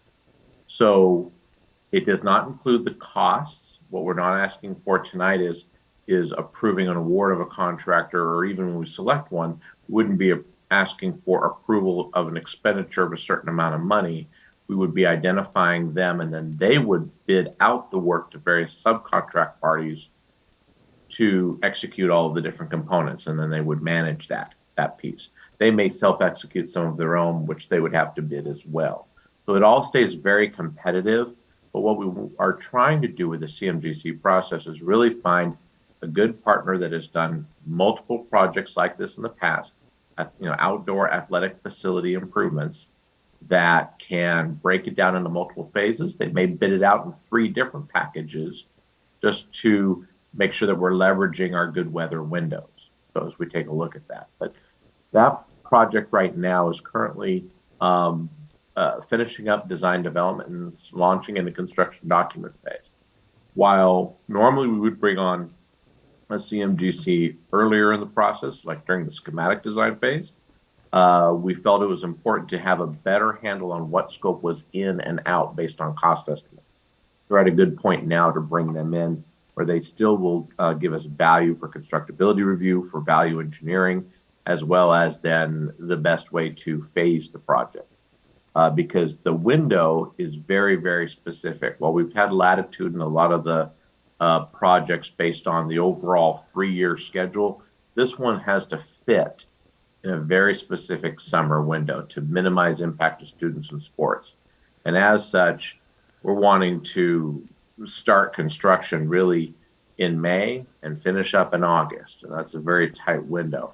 And to hope for a good partner in May doesn't really give you a lot of latitude for making sure that you're going to have that good partnership. So the findings of fact is a requirement of the state of Oregon, ORS 279C.335, where we identify why we think that this is still a competitive process and why we think that it is in the project's best interest. I do mention that the method has been successfully implemented at Centennial School District for middle school projects. I also identify other school districts in the area that have also used the same CMGC process. So this is not new to Centennial. It's utilized in a variety of school districts and actually is a very common process. But because of the state of Oregon rules regarding this, is we do need to present this to the local contract review board as an alternative selection process and get your approval to then launch that process. And we would put that ad out this Friday and make the RFP available as early as the middle of next week if it's approved tonight.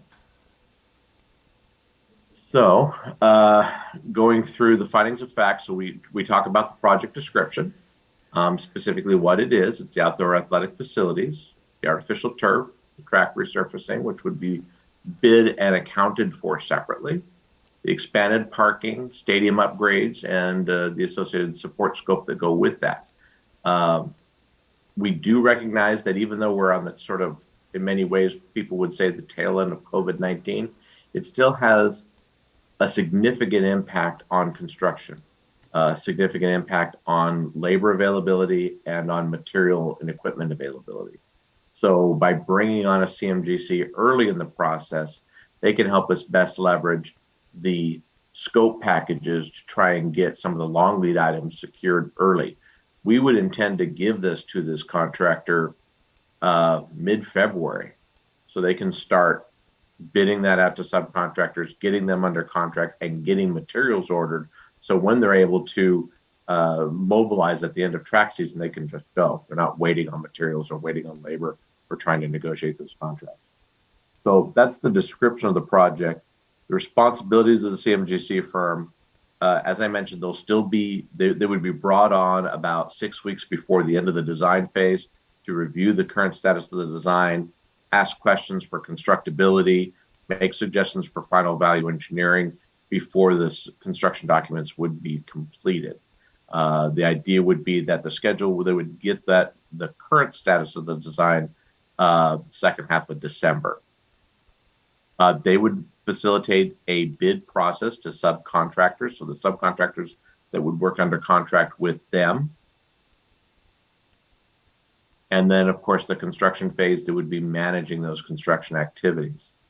And what's important to know, too, is that this is a very transparent process. As opposed to when we just bid something out like a hard bid, we get a lump sum bid, and we have to trust that the contractors bid all that work out appropriately to various subcontractors. In this process, they don't get to execute any contracts without first reviewing them with the school district and RNC management.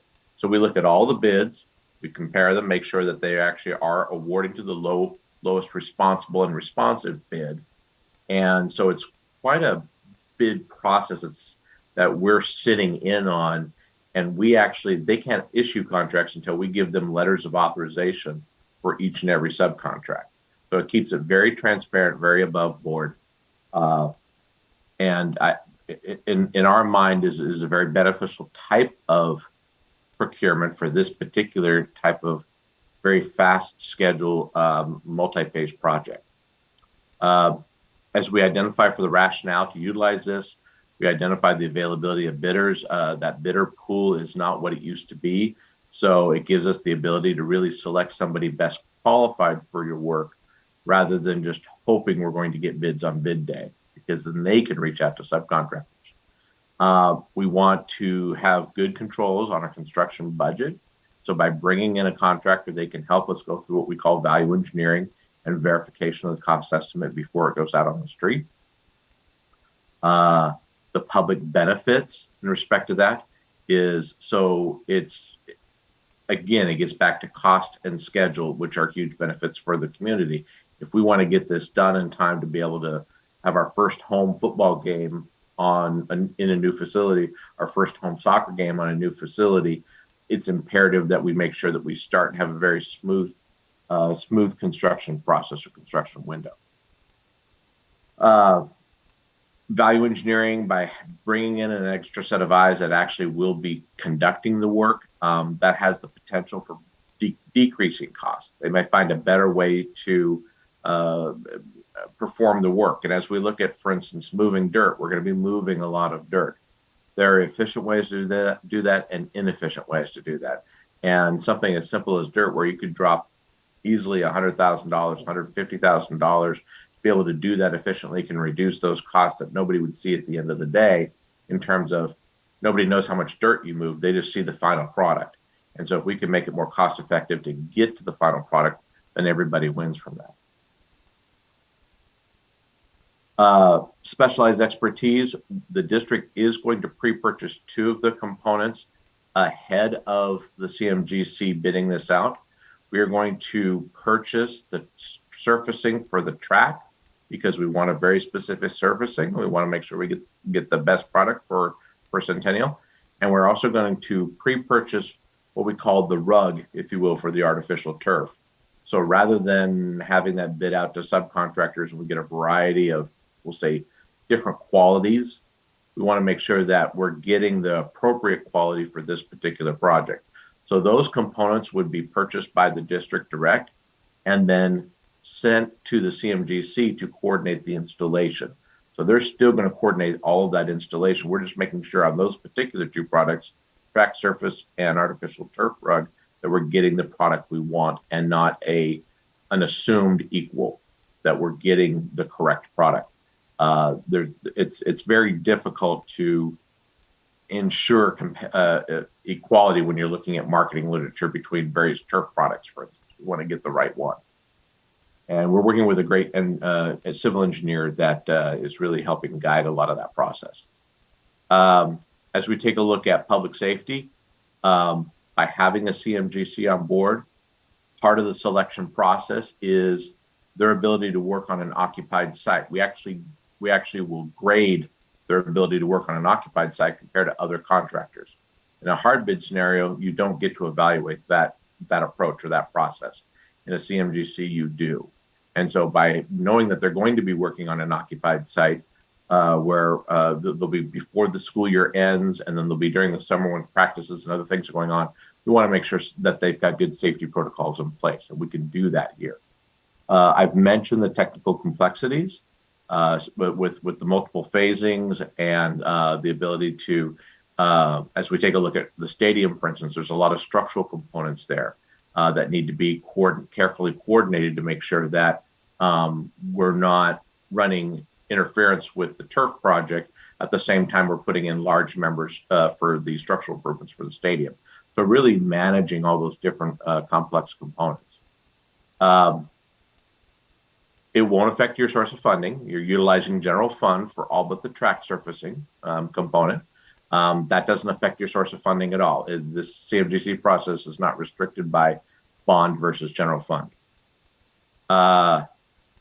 In terms of your ability to control the impact of market conditions, a CMGC executes what they call a good faith effort to reach out to an expanded list of subcontractors, because again, that's very transparent. It's open book. We get to see who they reached out to. We can also push to them to reach out to specific locals. I shared earlier this evening our locals report and the folks we've worked with. That report then gets shared with the selected CMGC, and we say, when you're reaching out to subs that you know do good work, we want you to also reach out to our locals as well and give them every opportunity to participate in this work. And so we then we are helping to guide and direct what subcontractors they reach out to. So we don't want to limit it, but we want to help make sure that these are also included in their solicitations. And almost done here, just a couple more items. Will this better enable the district to address the size and complexity of the projects? Absolutely. You get a better qualified contractor by going this process. I won't say better qualified. Let me rephrase that. I will say that we get to review the qualifications before selection. In a hard bid scenario, we don't get to review the qualifications. We get a hard bid and we have to take a low bid and off we go. Here, we are going to take the low bids, the low subcontractor bids, but they will be under the umbrella of a CMGC contractor that we've selected based on their qualifications. So it's different in the procurement. We know we'll have somebody that'll be able to get us to the finish line competently. This is this is all renovation, and CMGCs are one of the most popular procurement methods for renovation projects. Oftentimes, new construction doesn't necessarily need a CMGC if it's a very simple build up. There's a lot of contractors that are qualified to do that. But when we go to renovations, it tends to be we really need the specialists, if you will.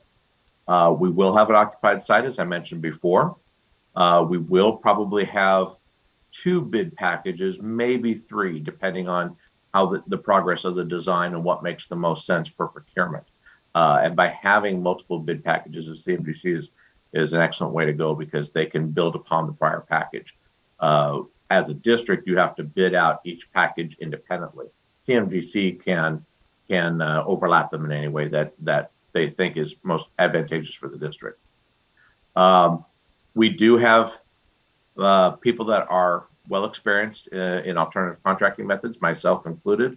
I've been on CMGC projects for about the last 20 years, and so off and on. So I'm very familiar with the CMGC process, as is the rest of my firm. And so, and you have a lot of good contractors out there that are familiar with it. I mentioned the funding source before, and again, some of the components here is the cost savings that I believe will be resolved, or at least the cost control. The reduction of the schedule risk is huge, probably one of the biggest drivers there. You will pick somebody that you know is qualified to work on occupied sites. They will participate in the costing pre-bid, and so you'll have that additional assurance that we're going to hit our cost mark. Completion, as I mentioned, quality construction, because we're going to be having somebody that knows how to do this.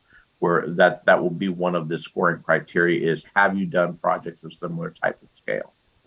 So, and again, I mentioned ORS 279C335 as the alternative method criteria for going through this process, which requires that the local contract review board, being the school board in this case, approve an alternative contracting method. All you're approving at this point would be, or all we're asking for tonight would be that you approve us soliciting for these services. You're not approving an actual award. That would take place in December or early January. So with that, I'll stop sharing and answer any questions that you have. Thank you very much. Questions? Please, Director Andrews. So, Scott, this is Claudia Andrews. It appears that the key reason for going this route is similar to what we did before, that the schedule driving the improvements is very tight. Does this in any way help with the city and the permitting process?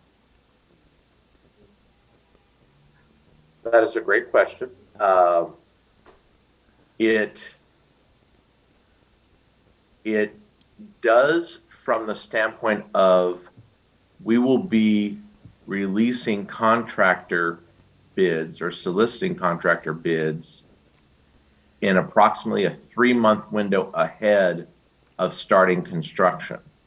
So if you will, we're building 3 more months of permitting time before we're actually releasing construction, as opposed to if we hard bid this out and are taking longer to put somebody under contract. We would actually have the CMGC under contract if this is approved. We go through the selection process by the end of December. So we're going to have January through April, or 4 months, if you will, for the permitting process. The permitting documents will be done in January. So yes, it does buy us more permitting time.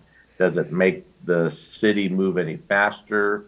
No. It just means we have more time to negotiate with the city. Thank you. Thank you. Any other questions? Yes, please.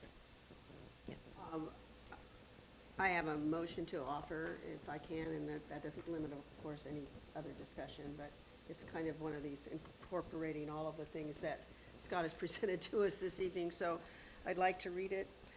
I move to approve the findings of fact as presented, supporting the exemption from competitive bidding requirements for use of a construction management / general contractor process for the improvements of Centennial High School outdoor athletic facility projects.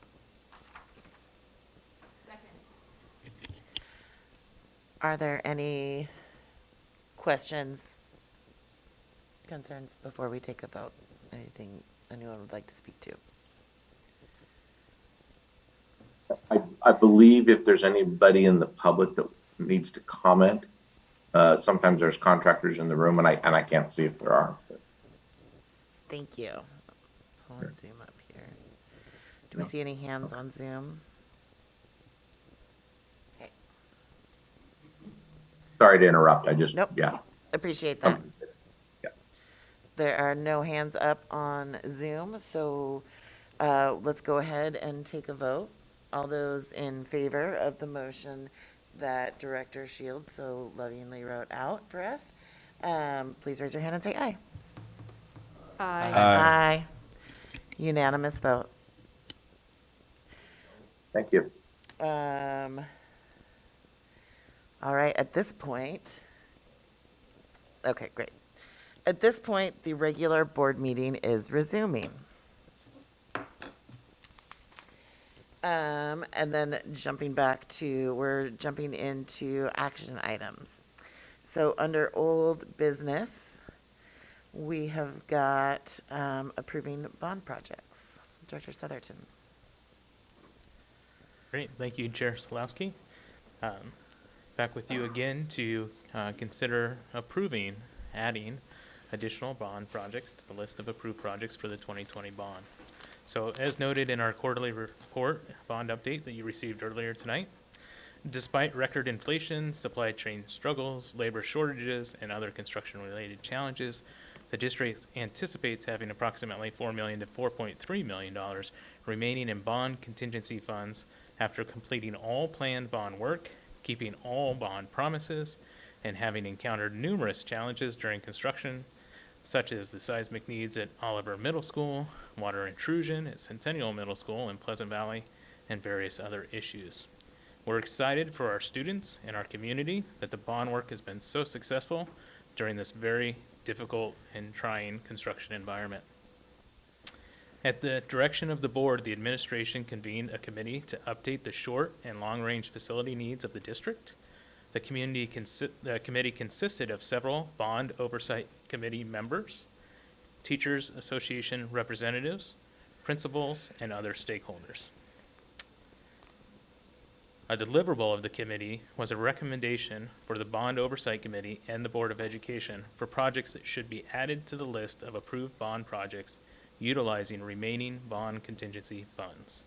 The committee held 3 workshops over the last 2 months to review the work that had been done and completed by the bond, work that was still in progress, work that fell below the line in pre-bond planning, as well as other needs that have emerged in the last 3 years since the Long-Range Facilities Plan Committee met. Previous below-the-line items were honored and were reviewed by the committee, as well as new items that have been discovered during construction or have presented as issues over the last 3 years. After thoughtful investigation, review, consideration, and voting, the committee is recommending to the Bond Oversight Committee and to the school board that 6 projects be added to the list of approved bond projects, with a 7th project approved if funds permit. The projects will consist of Centennial Middle School 2-story wing addition cooling, the 2-story addition located at Centennial Middle School, which consists of 20 classrooms. It's our largest wing, our largest area of Centennial Middle School, and common areas, experiences excessive heat in the spring and early fall months while school is still in session. Temperatures are regularly much warmer than other school classrooms in the district, and this impacts the learning environment. Adding classrooms will support a more comfortable learning environment for our students. Centennial High School Tier 2 roofing replacement. As part of the planned bond project, we replaced roofing over the gym and pool areas at Centennial High School, as well as smaller adjacent areas deemed to be Tier 3 critical sites actively leaking and in need of repair. We also repaired and replaced similar areas of failing roofs at every other school in the district. As an additional bond project, we would now repair the Tier 2 roofing areas at Centennial High School, which are likely to have failures and leaks in the near to mid future. The third project would be the Centennial High School intercom system replacement and upgrade. Updating and or replacing intercoms and clock systems were identified and completed as critical items as bond projects at 6 schools. With additional fundings, an additional project would replace the intercom and clock system at Centennial High School, which is next on our list to be replaced and needed. A fourth project would be the Butler Creek boiler upgrades. Butler Creek boilers have an expected life of 15 to 20 years and have now exceeded, apologies for the typo, it says not exceeded, now exceeded that expected lifespan and are a type that cannot be added onto or rebuilt economically or reliably. Upgrading the boilers will ensure the district has reliable heating at Butler Creek going forward. The fifth project would be targeted exterior lighting for improved safety at each of our schools. Exterior lighting across the district is poor in many of our elementary schools, Oliver Middle Schools, and parts of CMS and CHS. Good lighting is critical for the safety of our students and staff, and to hosting events for our families, community members, co-curricular activities, and other events. This project would add exterior lighting based on the district-wide needs assessments and vulnerability assessments at multiple schools and repair existing lighting.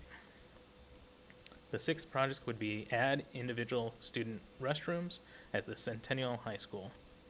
Individual restrooms are present at all Centennial schools. However, the high school has fewer student-accessible individual restrooms per student or per capita than the majority of our schools, and has one of the highest needs. Individual bathrooms accessible to all students supports student safety, provides a space for students experiencing discomfort around multi-user bathrooms, and supports students who need to change clothing for any reason, including after-school jobs, co-curricular events, and other opportunities, as well as many other student uses. Lastly, we're recommending a seventh project be pre-approved should funding remain and support it, and that would be the Centennial High School fire alarm system replacement. Updating and replacing fire alarm systems at several schools was identified as critical and completed as part of the bond projects at 6 schools. With additional funding, a new additional project would replace the fire alarm system at Centennial High School, which is next on our list to be replaced. The recommended list of projects from the committee is compliant with board ballot language, or bond ballot language, excuse me, and promises. And it also continues the district's focus on safety and comfort of our students and our staff, as well as investing in work that protects our school structures for the future.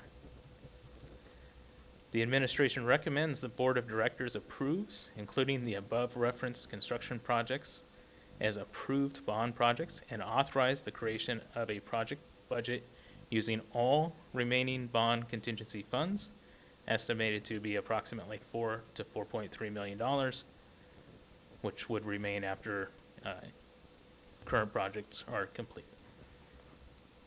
And with that, I welcome any questions you may have. Looking around the room for questions. Please, please.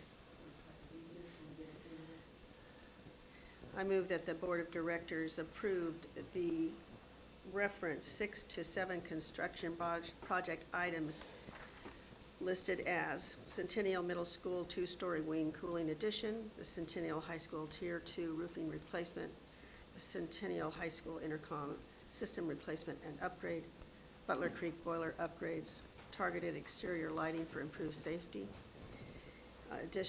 individual restrooms at Centennial High School, and if additional funds remain, the Centennial High School fire alarm system replacement, as approved bond projects, and authorize the creation of a project budget using all remaining bond contingency funds estimated to be approximately $4 to $4.3 million after all remaining bond work is complete.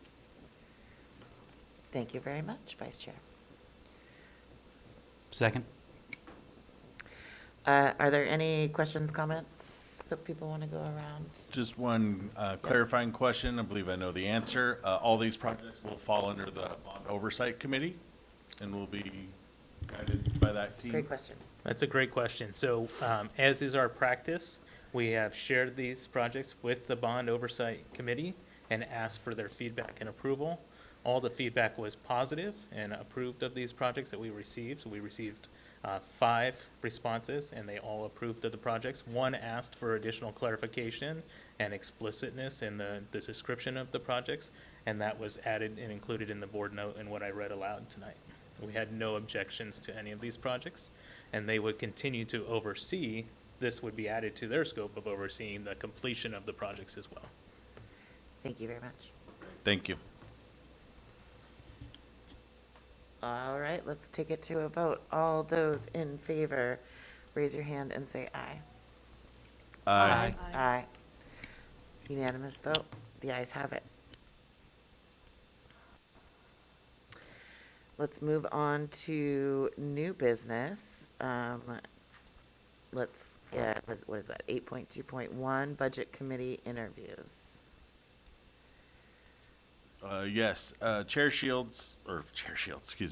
Chair Solowski. Uh-huh. I would like to give a little bit of background and explain something. So there are currently 2 open positions on the Budget Committee. The application from applicant Jensen is a renewal. So that position has previously been held by that person. And so then the other application is the only other application we received for one of the 2 open positions. So we will still have an open position. So I would like to make a motion that we bypass the interview process and accept both of these applications to have them as part of the Budget Committee. Great. Are there questions, comments, concerns? No, it has been moved and seconded that we move to placing those positions without interviews. Let's take a vote. All those in favor, raise your hand and say aye. Aye. Aye. Aye. Excellent. That vote has passed. Thank you very much. The next item up is board member applications. We had a couple coming in at the last minute, so really exciting that we had 6 applications for the board position. At this point, I would like us to determine how many we would like to interview. And then also in the board notes, you'll notice that all of the applications were there with the information omitted that was, like address and personal identification. And then the board candidate interview questions are there. So I don't know if anyone has time to give thought to the amount of people we want to interview, if we want to interview all 6, if we want to whittle that down in some way, opening up the floor to thoughts. Please. I provided all the board members a draft of, what we talked to these potential applicants about. One of the concerns that I had about one applicant, nothing about qualifications, it looks like everybody, brings something to the table, very clearly they have an interest. But we did have one person who, thank you for being, upfront about it, would have a conflict with some meetings.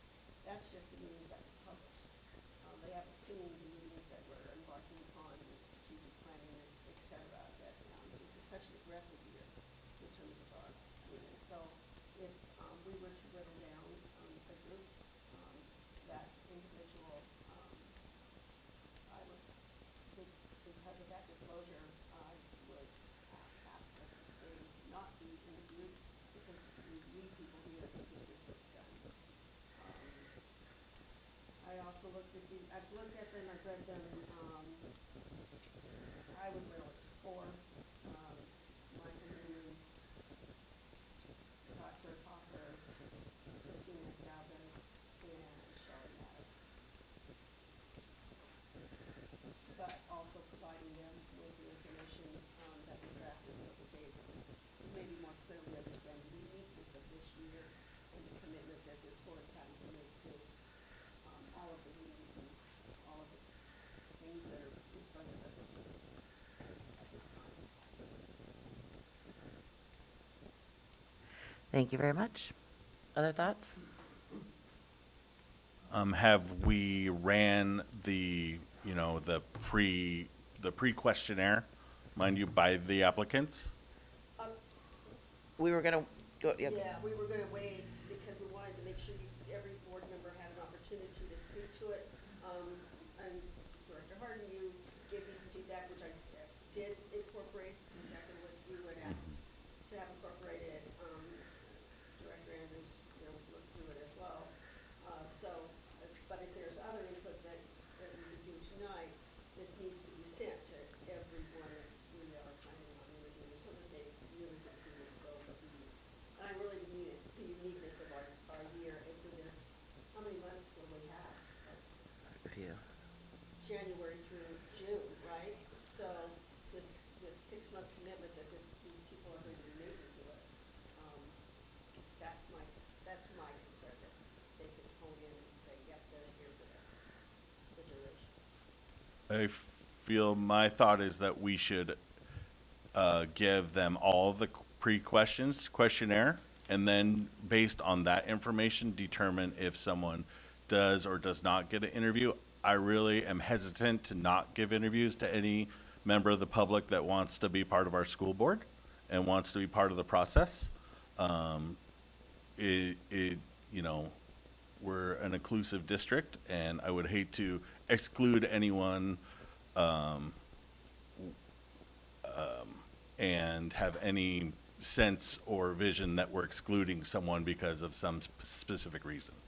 So I feel that we should at least give them all the pre-questionnaire, and then kind of based on that information and clarity, because, you know, someone might be able to adjust some Wednesdays, before we determine how many we're going to interview. At this time, I would say go for them all, but that's my opinion.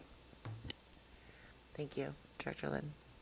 I'm kind of agreeing with both. Is that a process problem where we get the answers the next meeting, we discuss it in executive session, right? And then we can come out and say, these 4 people we would like to continue questioning. Thank you, everybody, for submitting, right? We can do that? In the draft document, we didn't ask them to respond, right?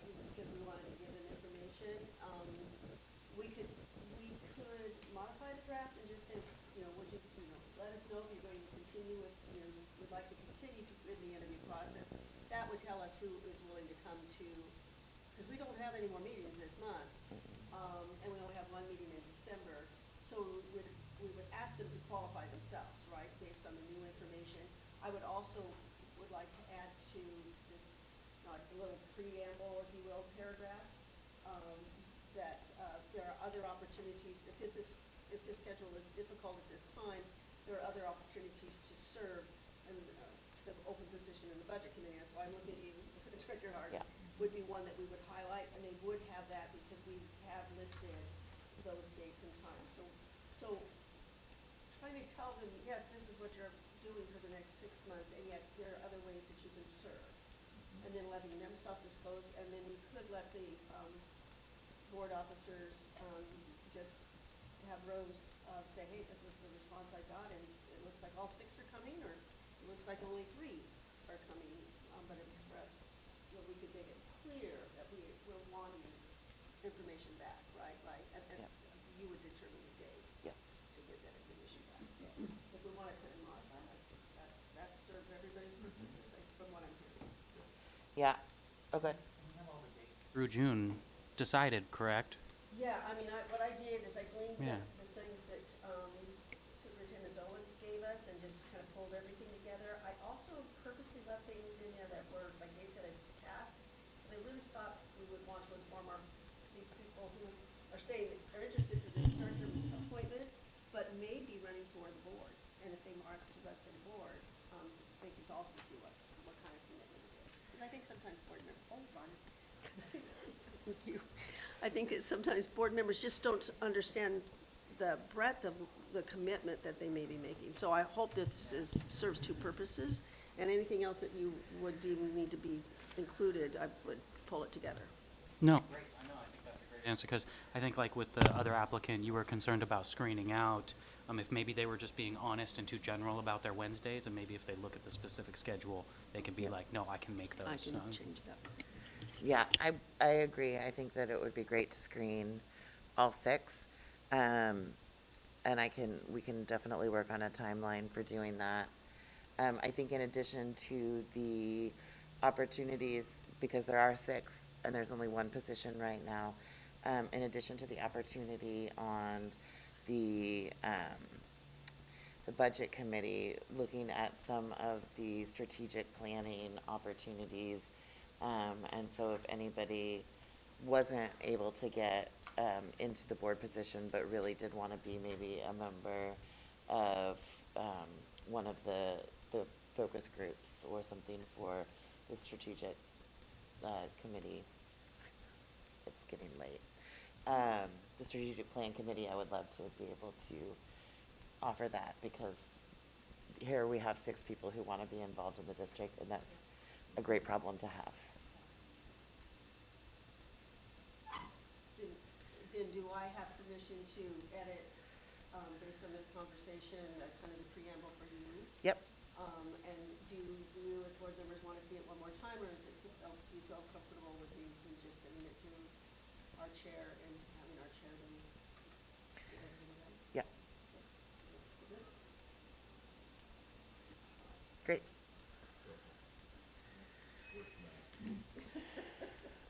I do have some Microsoft skills. That's Google Docs is what gets me. Okay. Are we at future agenda items? Can we stay on this topic Oh, just yes. for a moment? Please. Was the board comfortable with the interview questions that were presented? Thank you. And then I had another one after that, too. Yeah, the 4 interview questions are the same ones that we have had the last couple of times. I looked over them, and I think that they fit, but They fit, but the last one is awkwardly stated, and I'm sorry I've logged off here, so I don't, Oh, yeah. Okay. I've had to read this one too many times. The board works together to prepare a strategic plan for the district. What initiatives would you raise as a board member for our next strategic plan for the district? So we say for the district twice. And I think it's important, what initiatives would you raise as a board member for our, not next strategic plan, but for the strategic plan we're working on right now? our current. For consideration for the current plan. Yes. So take out for the district that's in there twice, and then restate it to be applying to the strategic plan that we're working on currently. So the board works together to prepare a strategic plan. What initiatives would you raise as a board member for our current strategic planning process? Yes, that would be fine. Yes. Yes. I would also offer, on question number 2, what is your understanding of the school board's basic duties and responsibilities? I would add, from your research, what is your understanding of the school board's basic duties and responsibilities? And the reason why I add from your research is because if we provide this data and they can say, hey, I learned something from it, then at least explains to me that they're willing to put in some effort prior to the process. And prompting them in that question, that's based on, information and research provided, research resources provided to you. What do you now know? I think helps us determine those who have, done a little homework, now that they have this in front of them to do it. I like that. Yes. Open note test. Fantastic.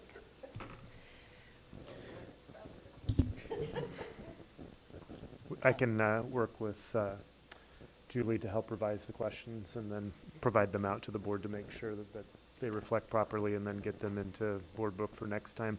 I would also offer for the board's consideration that you think through how you want to vote during the meeting, because you have 6 interviews, and then what do you do? So do you just vote for your top one and? Ranked choice. I'm all about it. Ranked choice. We all learned about that recently. Yeah. In order. Top 3 in order, and then, yeah. And assign somebody to, Lori is wonderful, but that's an extra duty and responsibility to do if we could assign somebody to do that. If you want to take it on, but it's just another thing to do with all the things that you are doing, so, if we could assign. Ooh, we have a volunteer. Thank you, Director Southerton. Yes. We all have. No, just kidding. Excellent. Any other questions, comments? We'll get this all prepared up and be ready to go for the December board meeting. I'm So excited. does that mean that we're going to have an executive session at some point to review the responses and determine which candidates we're going to interview, or are we just assuming that we'll offer interviews? if I word this correctly, and again, I'll send it out to you guys so that you see what I've done in case there's anything that you go, whoa, what were you doing? We're inviting them to respond to the chair. You know, please contact the chair if you still want your application considered. Got it. Based on this additional information. Letting them have an out if they see that they would not be able to serve adequately. It still means that we could get 6, and we could have 6 interviews, and that we would have to go through the process, but. Yeah, exactly. I plan on calling each of them and letting them know that this is the next step. They'll be receiving the email and that from me, and I'll be looking forward to their response. You know, probably by the first week of December, so that we can have time to set the agenda. I could be mistaken, but I don't know that the board can enter executive session on this topic. You can't, you have to do everything in public, unless there was a question that you could put under one of the 11 categories of executive session, and usually you couldn't. The only way you could do that is if you do something that you wouldn't, this person is disqualified because, you might want to do that privately. Understood. Okay. It doesn't look like anybody in this group is good. Yeah, we got a great group of candidates. I'm excited. So glad there's 6.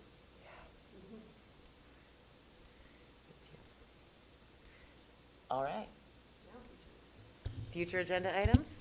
I'll take the first crack. We've got a strategic planning update with Lauren Klafke with Performance Fact, and that'll be, I think, a timely update because we will have just gone through all of the sessions that we had just talked about, and so I think there will be a substantive update there. There is an OSBA resolution that they're wanting the board to consider, and so that is something that we will bring forward for the board's consideration at the next meeting. And then finally, as we just talked about, interview board member applicants. Anyone else? I got one.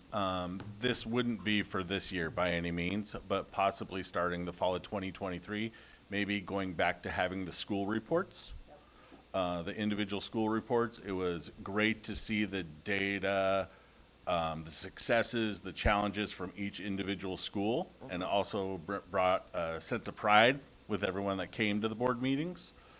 So I'd like to explore that possibly for the fall of 2023. I don't want to put extra burden on people, but I think there is a lot of benefit to having those reports. Fantastic. We add that to our, Yeah, I will. And we had talked about that. Yeah. We just haven't been able to get that up and running. Yeah, Cool. that's good.